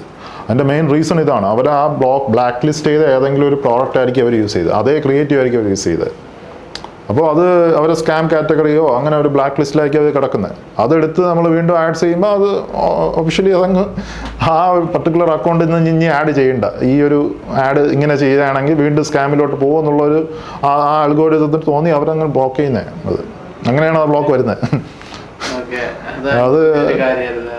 അത് ഒരു മെറ്റ ആഡ്സിൻ്റെ ഒരു എക്സ്പെർട്ടുള്ള പുള്ളിയുടെ ഒരു ഇതിൽ ഞാൻ എൻ്റെ മെൻറ്റർഷിപ്പ് എടുത്തിട്ടുണ്ട്. അവർ പറഞ്ഞതാണത്. കാരണം അവരൊക്കെ പല രീതിയിൽ ടെസ്റ്റ് ഔട്ട് ചെയ്തിട്ടുണ്ടാവും അത്. അപ്പോൾ അങ്ങനെ ഇൻറ്റേർണലി അവർക്ക് കുറേ ഇതുണ്ട്. പക്ഷേ ഒരു ബ്രാൻഡ് ആണെങ്കിൽ നമുക്ക് നല്ല ഒരു സപ്പോർട്ട് ഈ പ്ലാറ്റ്ഫോംസ് തരും, പെയ്ഡ് ആഡ്സ് തരും. നമ്മൾ ഏതൊക്കെ സ്ട്രാറ്റജീസ് നമുക്ക് ചെയ്യാം. പിന്നെ സ്കെയിലബിലിറ്റി ലിമിറ്റ്സുകൾ, നമ്മളിപ്പോൾ ഒരു ദിവസം നമുക്കൊരു 1 ലക്ഷം രൂപ സ്പെൻഡ് ചെയ്യണം മെറ്റ ആഡ്സിൽ. നമുക്ക് ഒരു ബ്രാൻഡ് ആണെങ്കിൽ നമുക്ക് ആ ബ്ലോക്കൊന്നും ഇല്ലാത്ത ഇഷ്യൂസൊക്കെ ആണെങ്കിൽ നമുക്ക് അത്രയും ഒരു 3-4 മന്ത്സ് കൊണ്ട് തന്നെ നമുക്ക് ആ ലെവലിൽ എത്താൻ പറ്റും. നമുക്ക് നല്ല ലെവലിൽ നമുക്ക് ഡെയിലി ഒരു 1000 ഓർഡേഴ്സ് ഒക്കെ എടുത്ത് പോകണം, അത്രയും നമുക്ക് സ്കെയിൽ ചെയ്യണം. അങ്ങനെ ഒരു സ്റ്റേജിലോട്ടൊക്കെ ഒരു ബ്രാൻഡ് എത്തുകയാണെങ്കിൽ ഈ സ്കെയിലബിലിറ്റി ലിമിറ്റ്സ് ഒക്കെ മെറ്റയും ഗൂഗിളും നമ്മളൊരു പ്രോപ്പർ ബ്രാൻഡാണ്, നല്ല രജിസ്റ്റേർഡ് ബ്രാൻഡാണ്, നല്ല ക്വാളിറ്റി പ്രോഡക്ട്സ് വിൽക്കുന്നതാണ്, നമുക്ക് നല്ല റേറ്റിംഗ്സ് ഒക്കെ ഉണ്ടെങ്കിൽ അവർ തരും. കാരണം അവരുടെ റവന്യൂ ഇവിടെ നിന്നാണല്ലോ, ഈ അഡ്വർടൈസ്മെൻറ്റിൽ നിന്നാണല്ലോ. അവർക്കത് ഇവിടെ നിന്നെങ്കിലും അഡ്വർടൈസ്മെൻറ്റ് വന്നാൽ പോലെ ഞാൻ നേരത്തെ പറഞ്ഞ പോലെ ക്വാളിറ്റി അഡ്വർടൈസേഴ്സ് വരണം അവർക്ക്. അപ്പോൾ അത് ഈ പെയ്ഡ് മീഡിയ ആഡ്സ് ഞാൻ പെയ്ഡ് മീഡിയ ഇത്രയും പറയാൻ കാരണം നമ്മൾ ഏറ്റവും കൂടുതൽ യൂസ് ചെയ്യുന്ന അതുകൊണ്ടാണ്. അപ്പോൾ അത് പക്ഷെ അങ്ങനെ എടുക്കുന്ന കസ്റ്റമേഴ്സിനെ നമ്മൾ റീറ്റെയിൻ ചെയ്യാൻ ശ്രമിക്കുന്നുണ്ട്, അവർ പുതുതായിട്ട് റിട്ടേണിംഗ് ആയിട്ട് വന്ന് ചെയ്തുകൊണ്ട്. അത് പക്ഷേ ഡ്രോപ്പ് ഷിപ്പിംഗിൽ പോസിബിൾ അല്ല. അതാണ് ഇത്രയും സംസാരിച്ചപ്പോൾ എനിക്ക് മനസ്സിലായത്, നമുക്ക് പ്രൊഡക്റ്റ് ഉണ്ടെങ്കിൽ ഒരു ബ്രാൻഡ് ക്രിയേറ്റ് ചെയ്തെടുക്കാം.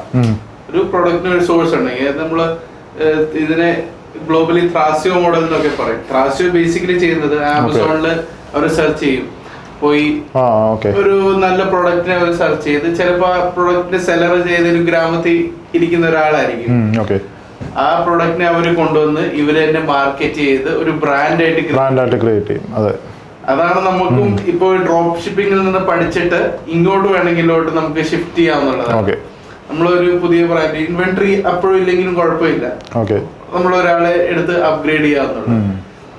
അതാണ് അതിൻ്റെ ഒരു സംഭവം വരുന്നത്. അപ്പോൾ ഇതിൽ നമുക്ക് പെയ്ഡ്, ഇപ്പം കൺസിസ്റ്റന്റ് മാർക്കറ്റിംഗിൽ പെയ്ഡ് ആഡ്സിൻ്റെ കാര്യമാണ് നമ്മളിത് പറഞ്ഞത്.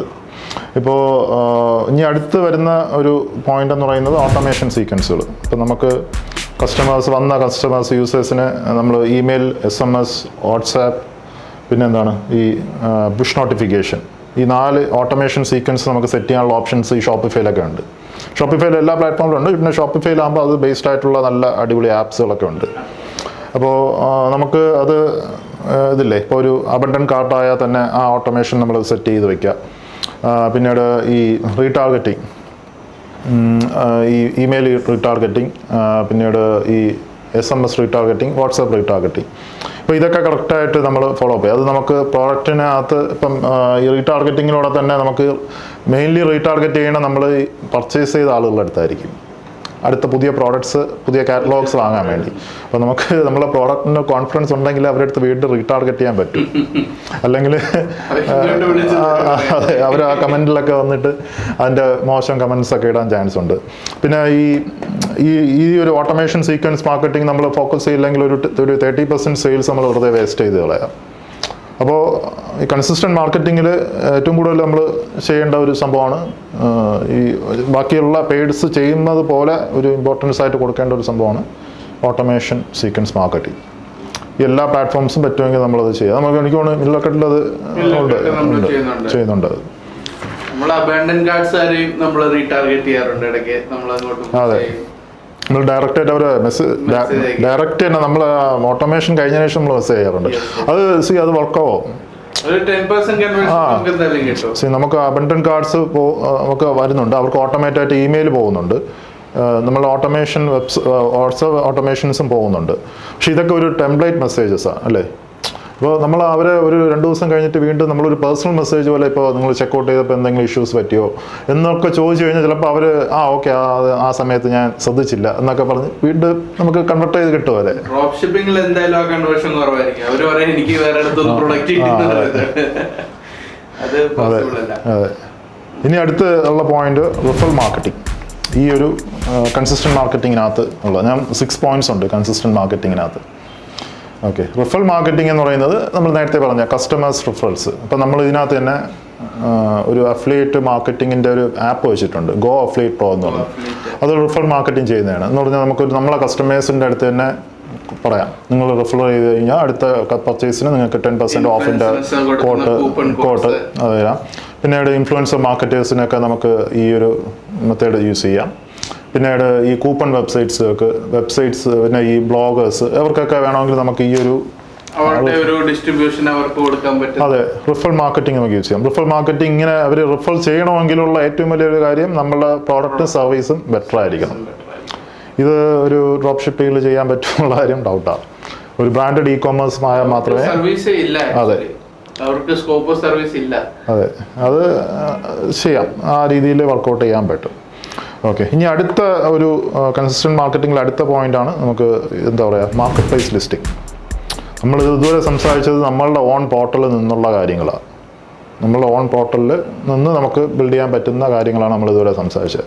ഇനി അടുത്ത് വരുന്നത് നമ്മളുടെ ഈ ഓൺ പോർട്ടലിൽ തന്നെ നമുക്ക് വേണമെങ്കിൽ ഒരു മാർക്കറ്റ് പ്ലേസിലോട്ട് നമുക്ക് എക്സ്പാൻഡ് ചെയ്യാം.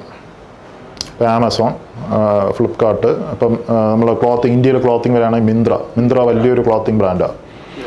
പിന്നെ AJIO, ഇങ്ങനെയൊക്കെയുള്ള പ്ലാറ്റ്ഫോംസിൽ നമ്മളുടെ ഒരു പ്രസൻസ് നമുക്ക് എക്സ്പാൻഡ് ചെയ്യാം. ഇത് ഡ്രോപ്പ് ഷിപ്പിംഗിൽ ഒരിക്കലും നടക്കാത്ത കാര്യമാണ്. ഇത് ബ്രാൻഡ് ആണെങ്കിലേ നമുക്ക് ഇത് ചെയ്യാൻ പറ്റും. ഇവിടെ എല്ലാം ലിസ്റ്റഡ് ആണെങ്കിൽ ഓട്ടോമാറ്റിക് ആയിട്ട് നമുക്കൊരു ട്രസ്റ്റ് ബിൽഡ് ചെയ്തെടുക്കും. നമ്മുടെ സൈറ്റിൽ പലരും ഇപ്പോൾ ചെയ്യാറുണ്ട്. നമ്മളിപ്പോൾ ആമസോണിലോട്ട് ലോഞ്ച് ചെയ്യാൻ പോകുന്നുണ്ടല്ലോ ഇപ്പം ഇതിൽ ഞാൻ കണ്ടിട്ടുള്ള എൻ്റെ ക്ലയൻസിലൊക്കെ നമ്മളിപ്പോൾ സർവീസ് ചെയ്ത ക്ലയൻസിലൊക്കെ കണ്ടിട്ടുള്ള കാര്യം, അപ്പോൾ ഇവരിങ്ങനെ ചെയ്യുമ്പോൾ ഉണ്ടല്ലോ ഇവർക്ക് പല ബെനിഫിറ്റ്സ് ആണ് ഉണ്ടാവുക. ഒന്നെന്ന് പറഞ്ഞാൽ ഈ മാർക്കറ്റ് പ്ലേസിലും കൂടെ ലിസ്റ്റ് ചെയ്യുമ്പോൾ ഇവർ ചെയ്യുന്ന കാര്യം എന്ന് വെച്ച് കഴിഞ്ഞാൽ ഓക്കെ ആമസോണിലും ഫ്ലിപ്കാർട്ടിലും ഇതിലൊക്കെ ലിസ്റ്റ് ചെയ്യും. എന്നിട്ട് ആ പ്രോഡക്റ്റ്സ് അവർക്ക് അവിടെ നിന്ന് ഒരു ബ്രാൻഡ് പേജായിട്ട് തന്നെ അവർ ലിസ്റ്റ് ചെയ്യും. കാരണം അങ്ങനെ ലിസ്റ്റ് ചെയ്യാനുള്ള ഓപ്ഷൻസ് ഈ മാർക്കറ്റ് പ്ലേസസ് തരുന്നുണ്ട്. നമുക്കൊരു ബ്രാൻഡായിട്ട് തന്നെ ഒരു ഒഫീഷ്യൽ ബ്രാൻഡ് ഒരു പേജ് ഉണ്ടാവും നമ്മളെ ബ്രാൻഡിന്. അങ്ങനെയൊക്കെ വേണമെങ്കിൽ നമുക്ക് ലിസ്റ്റ് ചെയ്യാം. അത് പ്രോഡക്റ്റ് കാറ്റലോഗ്സ് ഒക്കെ ഉണ്ടെങ്കിൽ ഒരു അങ്ങനെ എനിക്ക് പ്രീമിയം സർവീസ് ആണോ എന്ന് അറിയത്തില്ല, അങ്ങനെയൊക്കെ നമുക്ക് ലിസ്റ്റ് ചെയ്യാൻ പറ്റും. അങ്ങനെ ലിസ്റ്റ് ചെയ്ത് അവിടുന്ന് വരുന്ന ഓർഡേഴ്സിൽ ഇവരൊരു താങ്ക് യു കാർഡിലൊക്കെ ഇവരുടെ നെക്സ്റ്റ് പർച്ചേസിന് 20% ഓഫ് ഓൺ വെബ്സൈറ്റ് എന്നൊക്കെ വെക്കാൻ പറ്റും. ഈ താങ്ക് യു കാർഡോ അല്ലെങ്കിൽ ഒരു നമ്മുടെ സൈറ്റിലോട്ട് അല്ലെങ്കിൽ ഒരു വാട്സാപ്പിൽ സപ്പോർട്ടിൻ്റെ വാട്സാപ്പോ അങ്ങനെ എന്തെങ്കിലും അങ്ങനെയൊക്കെ വെക്കാൻ പറ്റും. അപ്പോൾ അങ്ങനെ ഒരു കസ്റ്റമർ അക്യൂസേഷനും ആ ഒരു സൈഡിൽ നിന്ന് നമുക്ക് നമ്മളുടെ ഓൺ പോർട്ടലിലോട്ട് കൊണ്ടുവരാൻ പറ്റും. അത് നമ്മളെ സർവീസ് ചെയ്ത ക്ലയൻസൊക്കെ ചെയ്യുന്ന ഒരു മെത്തേഡാണത്.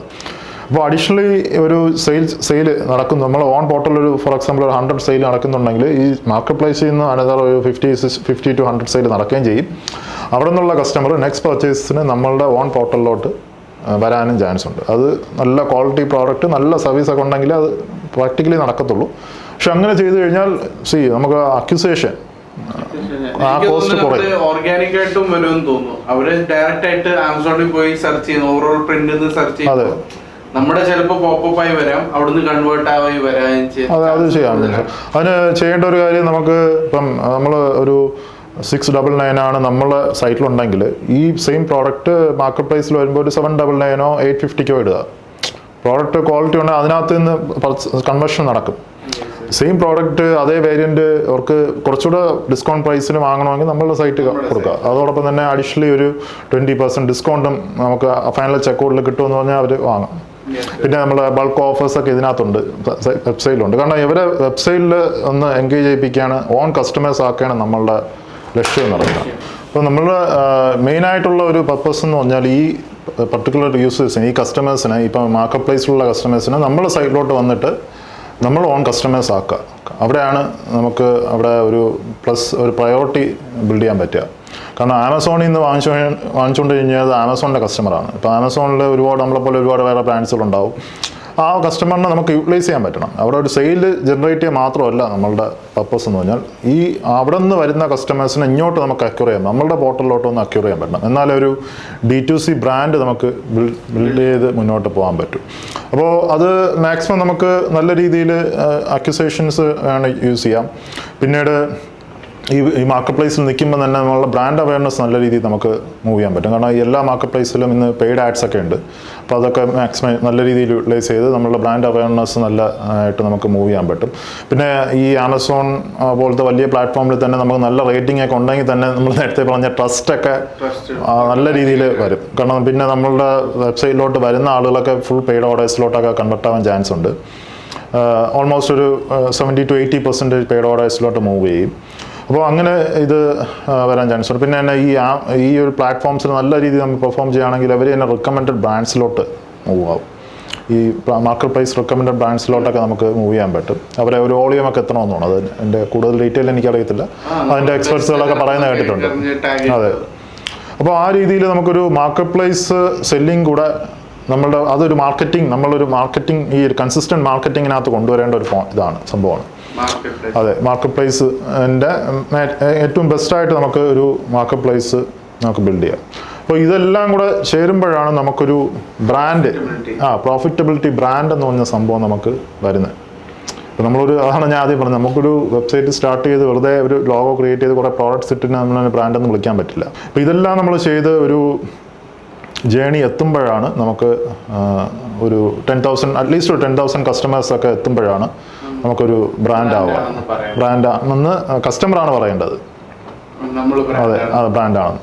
അപ്പോൾ ഈ രീതിയിൽ പോയാൽ തന്നെ നമുക്കിപ്പോൾ ഒന്ന് ആലോചിച്ച് നോക്കാം. നമുക്കൊരു ഇ-കോമേഴ്സ് സ്റ്റോർ ഒരു 1,000 rupees ആവറേജ് ഓർഡർ വാല്യൂ. നമ്മളെ സ്റ്റുഡൻറ്റ് കമ്മ്യൂണിറ്റികളടുത്തൊക്കെ പറയുന്ന കാര്യം ഇതാണ്, നിങ്ങൾ എത്ര ഉണ്ടെങ്കിൽ ഒരു ബ്രാൻഡ് ബിൽഡ് ചെയ്യണമെങ്കിൽ ഈ ഒരു മൈൽ സ്റ്റോൺ ആദ്യം എത്തുക. അപ്പോൾ നമ്മളിപ്പോൾ ഇതൊരു എന്തായാലും ഒരു ക്വിക്ക് മണി മേക്കിംഗ് സ്കീമൊന്നുമല്ല. ഇത് വളരെ ഗ്രാജുവൽ പ്രോസസ്സാണ്.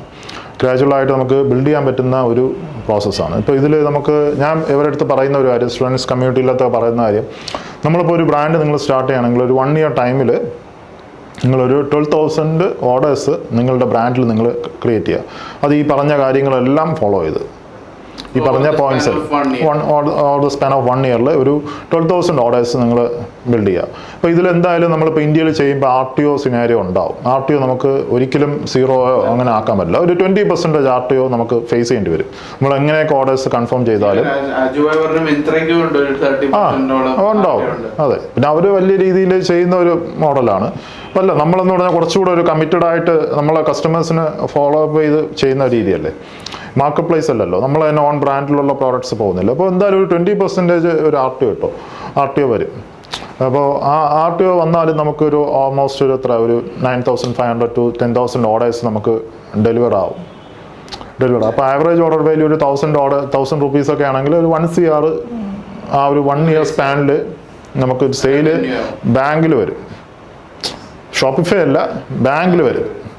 അപ്പോൾ അതാണ് നമ്മളൊരു ഫസ്റ്റ് മൈൽ സ്റ്റോൺ. ആ ഒരു 12,000 കസ്റ്റമേഴ്സൊക്കെ എടുക്കുമ്പോൾ നമുക്ക് അത്യാവശ്യം നമ്മളുടെ ബ്രാൻഡ് ഈ ഒരു ലെവലിലോട്ടൊക്കെ എത്തും.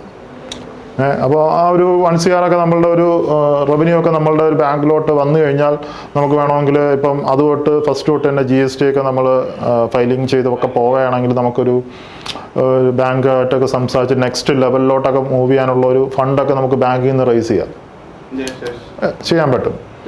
അപ്പോൾ അങ്ങനെയാണ് ഒരു ബ്രാൻഡ് നമുക്ക് ബിൽഡ് ചെയ്യാൻ പറ്റുന്നത്.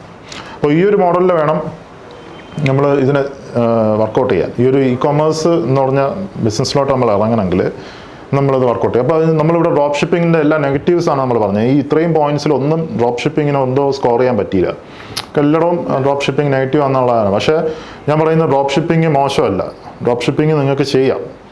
പക്ഷേ അതൊരു ലേണിംഗ് ഫേസ് ആയിട്ട് ഞാൻ ഡ്രോപ്പ് ഷിപ്പിംഗ് കൺസിഡർ ചെയ്യും. ഇപ്പോൾ ഒരു കംപ്ലീറ്റ്ലി ബിഗിനർ ആയിട്ട് ഒരാൾ ഫുള്ള് നെഗറ്റീവ് അല്ല, ഞാൻ വേണമെങ്കിൽ ഒരു പ്ലസ് പറയാം.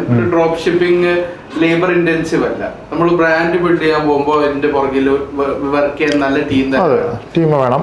അതെ, നമ്മൾ ഡ്രോപ്പ് ഷിപ്പിംഗിന് ഒരു പ്ലസ് ആയിട്ട് വേണമെങ്കിൽ നമുക്ക് പറയാം.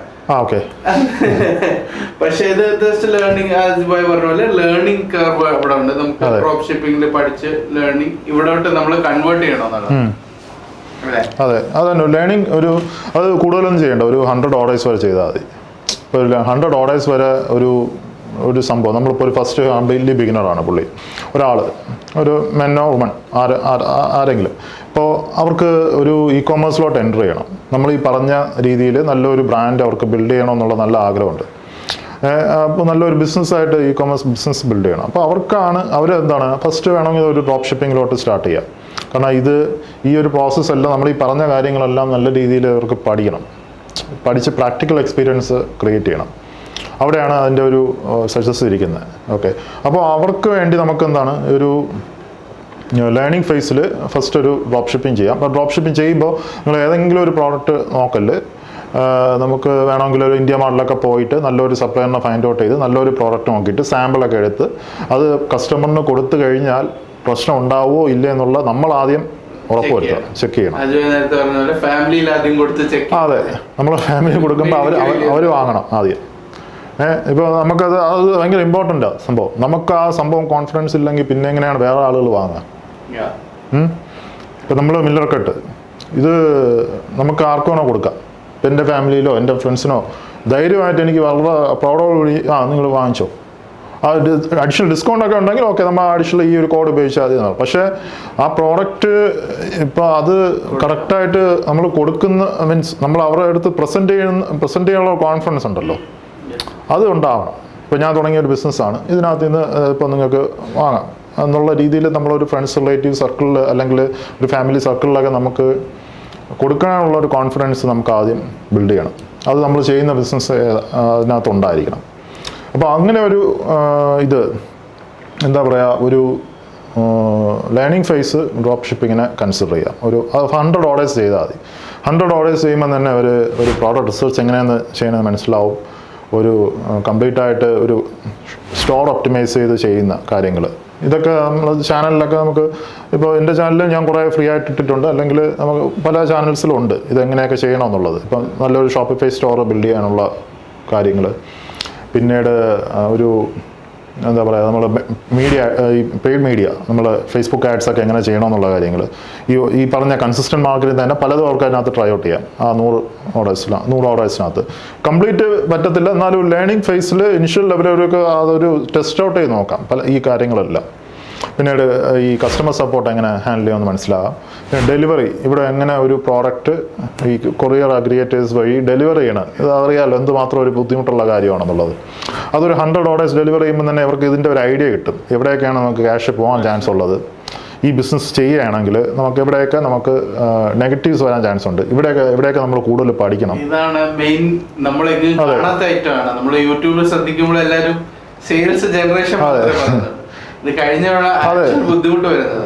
ഇന്ത്യ എന്ന് പറയുന്ന, ഇന്ത്യയിലെ ഇ കോമേഴ്സ് നമ്മൾ പറയുകയാണെങ്കിൽ ഒരു എന്താ പറയുക, ഒരു ഫുൾ റേഷ്യോ എടുക്കുകയാണെങ്കിൽ ഒരു 40% ബിഫോർ സെയിൽസ്. കാരണം ഇന്ത്യയിൽ സെയിൽ എടുക്കുക എളുപ്പമാണ്. ഇന്ത്യയിൽ ഈ ഇത്രയും പോപ്പുലേഷൻസ് ഉണ്ട്, ആഡ് കോസ്റ്റ് ഒക്കെ ചീപ്പാണ് as compare to COD option ഉണ്ട്. അപ്പോൾ സെയിൽസ് എടുക്കാൻ ഇവിടെ എളുപ്പമാണ്. നല്ലൊരു പ്രോഡക്റ്റ്, നല്ല ക്രിയേറ്റീവ്, അത്യാവശ്യം നല്ല രീതിയിൽ ചെയ്യുകയാണെങ്കിൽ നല്ല സെയിൽസ് ചുമ്മാ വരും, പെട്ടെന്ന് വരും. പക്ഷേ ആഫ്റ്റർ സെയിൽ സർവീസാണ് നമ്മളിവിടെ ഏറ്റവും കൂടുതൽ ഫോക്കസ് ചെയ്യേണ്ട സ്ഥലം. എന്ന് പറഞ്ഞാൽ ഒരു 60%, ആ റേഷ്യോ നോക്കുമ്പോൾ 60% ആഫ്റ്റർ സെയിൽ സർവീസാണ്. വന്ന ഓർഡേഴ്സ് നമ്മൾ കൺഫേം ചെയ്യണം, COD ഓർഡേഴ്സ്. പിന്നീട് പോയ ഓർഡേഴ്സ് നമുക്ക് ഇതല്ലേ ഡെലിവറിയുടെ ഇഷ്യൂസൊക്കെ ചിലപ്പം വരാം, നമ്മൾ അതിനെയൊക്കെ പ്രോപ്പറായിട്ട് എസ്കലേറ്റ് ചെയ്ത് ഡെലിവറി ടീമിൻ്റെ അടുത്ത് നമ്മൾ അറിയിക്കണം. പിന്നീട് ഈ കസ്റ്റമേഴ്സ് നമുക്ക് എക്സ്ചേഞ്ചോ അതൊക്കെ വരാമെങ്കിൽ റിവേഴ്സ് പിക്കപ്പ് എടുക്കണം. അങ്ങനെയൊക്കെയുള്ള പല കാര്യങ്ങളും നമ്മളിവിടെ അനലൈസ് ചെയ്ത് അതിന് നല്ല ഫെമിലിയർ ആവണം, എന്നാൽ മാത്രമേ നമുക്ക് നല്ലൊരു ബ്രാൻഡ് നമുക്ക് മുന്നോട്ട് പോകാൻ പറ്റും. അപ്പോൾ അതൊക്കെ നമുക്കൊരു 100 ഓർഡേഴ്സ് ടൈമിൽ നമുക്ക് ലേണിംഗ് ഫേസിൽ നിന്ന് പഠിക്കാൻ പറ്റും. വേണമെന്ന് വെച്ചാൽ പഠിക്കാൻ പറ്റും നല്ല രീതിയിൽ. അപ്പോൾ അതിനെ ഒരു ഡ്രോപ്പ് ഷിപ്പിംഗ് ആയിട്ട് കൺസിഡർ. അത് ഞാൻ ഈ പറഞ്ഞതുപോലെ ഇന്ത്യ മാർട്ടിൽ നല്ലൊരു പ്രോഡക്റ്റ് ഫൈൻഡ് ഔട്ട് ചെയ്യുക, അല്ലെങ്കിൽ print on demand. Print on demand ആണ് ഞാൻ സജസ്റ്റ് ചെയ്യുന്നത്. ആക്ച്വലി പ്രിൻ്റ് ഓൺ ഡിമാൻഡ് വേറൊരു സെപ്പറേറ്റ് വീഡിയോ ആണെങ്കിൽ പ്രിൻ്റ് ഓൺ ഡിമാൻഡ് നമുക്ക് വേറെ വീഡിയോ എടുക്കാം. പറഞ്ഞ പ്രോബ്ലംസ് എല്ലാം പലതും അഡ്രസ് ആവും. അതെ, പ്രിൻ്റ് ഓൺ ഡിമാൻഡിൽ ഇതൊക്കെ കുറേ അഡ്രസ് ആക്കാൻ പറ്റും. സെപ്പറേറ്റ് ആയിട്ട് ഒരു വീഡിയോ എന്തായാലും നമ്മൾ കൊണ്ടുവരും. ഓക്കെ, കാരണം അത് നമ്മളൊരു ക്ലോത്തിങ് ബ്രാൻഡ് റൺ ചെയ്യണോണ്ടും നമ്മൾ പ്രിൻ്റ് ഓൺ ഡിമാൻഡിനെ കുറിച്ച് നമ്മൾ പറയണം.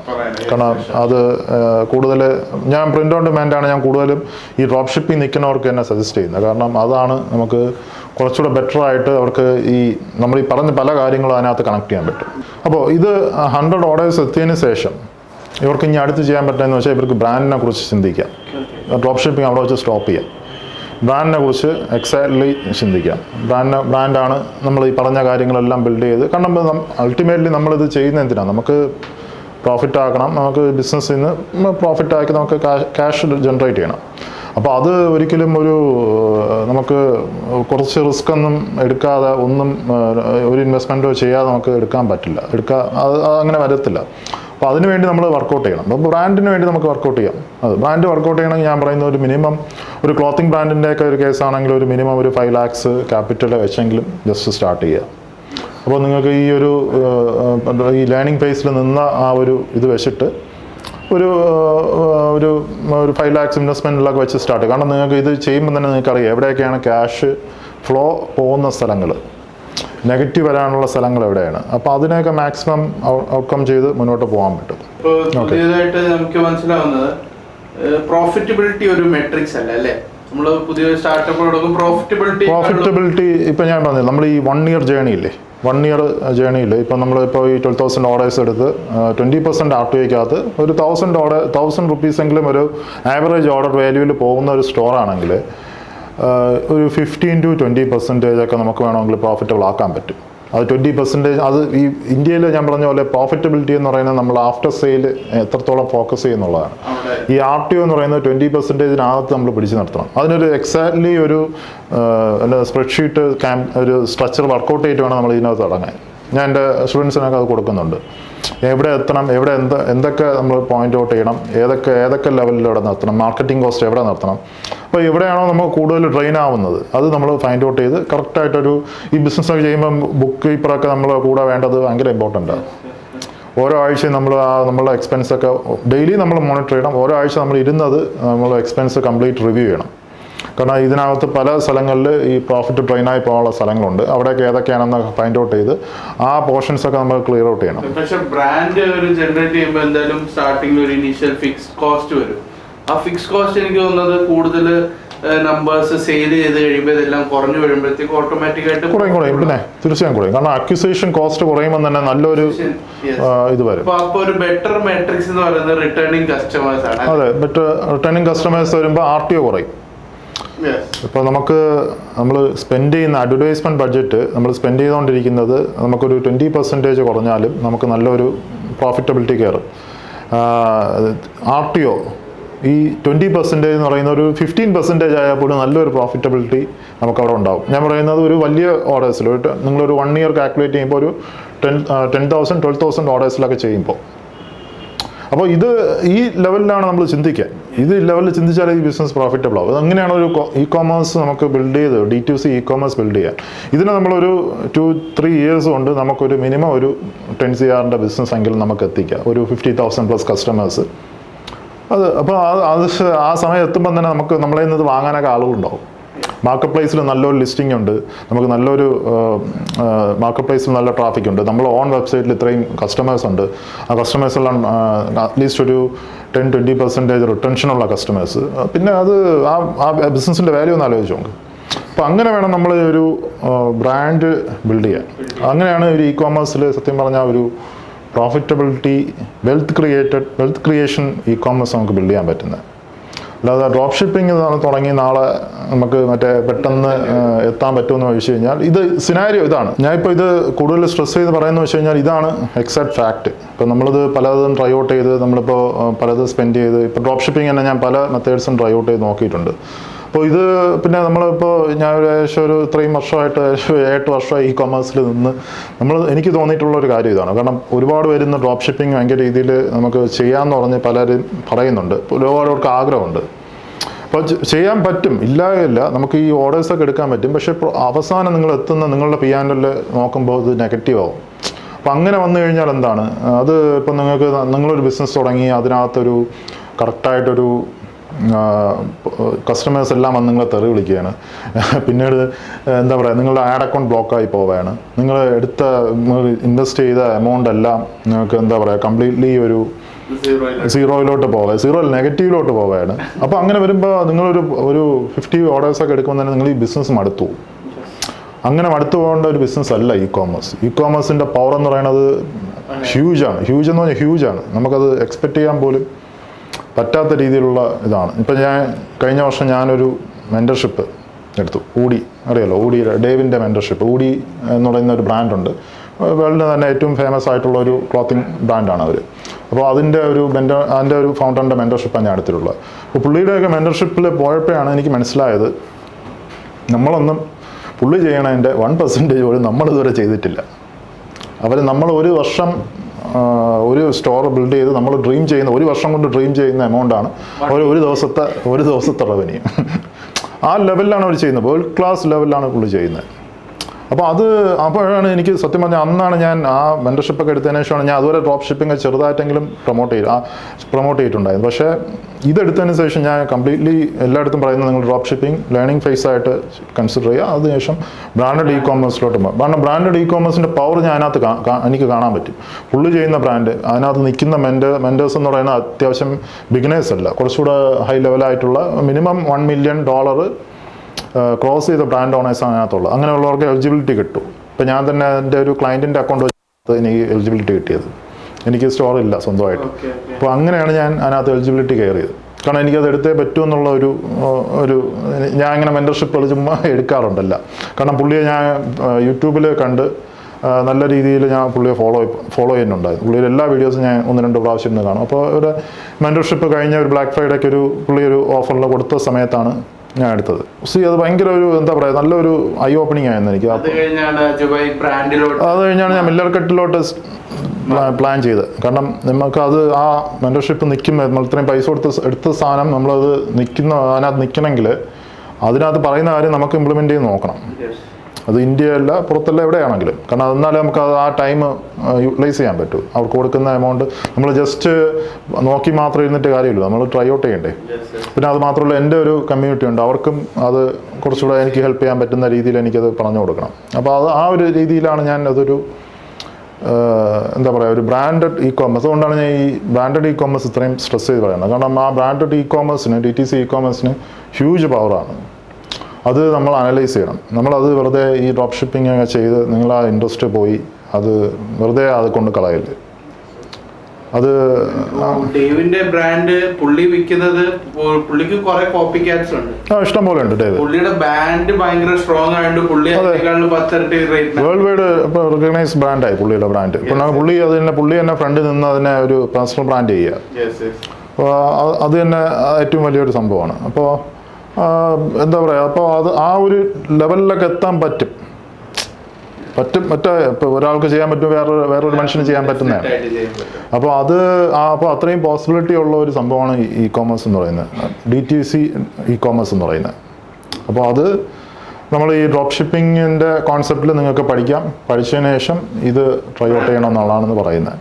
അപ്പോൾ ഈ വീഡിയോ കാണുന്നവർക്കെല്ലാം നമ്മുടെ ഈ ജേർണി ഫോളോ ചെയ്യാം അല്ലേ. അപ്പോൾ അങ്ങനെ ലോങ് ടേം ആയിട്ട് ഒരു ബ്രാൻഡ് തന്നെ ബിൽഡ് ചെയ്യാൻ ആണ് പ്ലാൻ ചെയ്യണമെങ്കിൽ നമ്മുടെ ചാനൽ സബ്സ്ക്രൈബ് ചെയ്യുക. നമ്മളിങ്ങനെ കുറേ സീരീസ് കൊണ്ടുവരുന്നതാണ്, ഇത് നിങ്ങൾ ഹെൽപ്പ് ചെയ്യും. ഈവൻ ഒരു സക്സസ്ഫുൾ വെബ്സൈറ്റിൽ ഇൻവെസ്റ്റ് ചെയ്യാനാണെങ്കിൽ പോലും ഈ ഡേറ്റ നിങ്ങൾക്ക് അറിഞ്ഞിരിക്കേണ്ടത് ഹെൽപ്ഫുൾ ആയിരിക്കും. അപ്പോൾ subscribe for more videos. Thank you for watching. Thank you.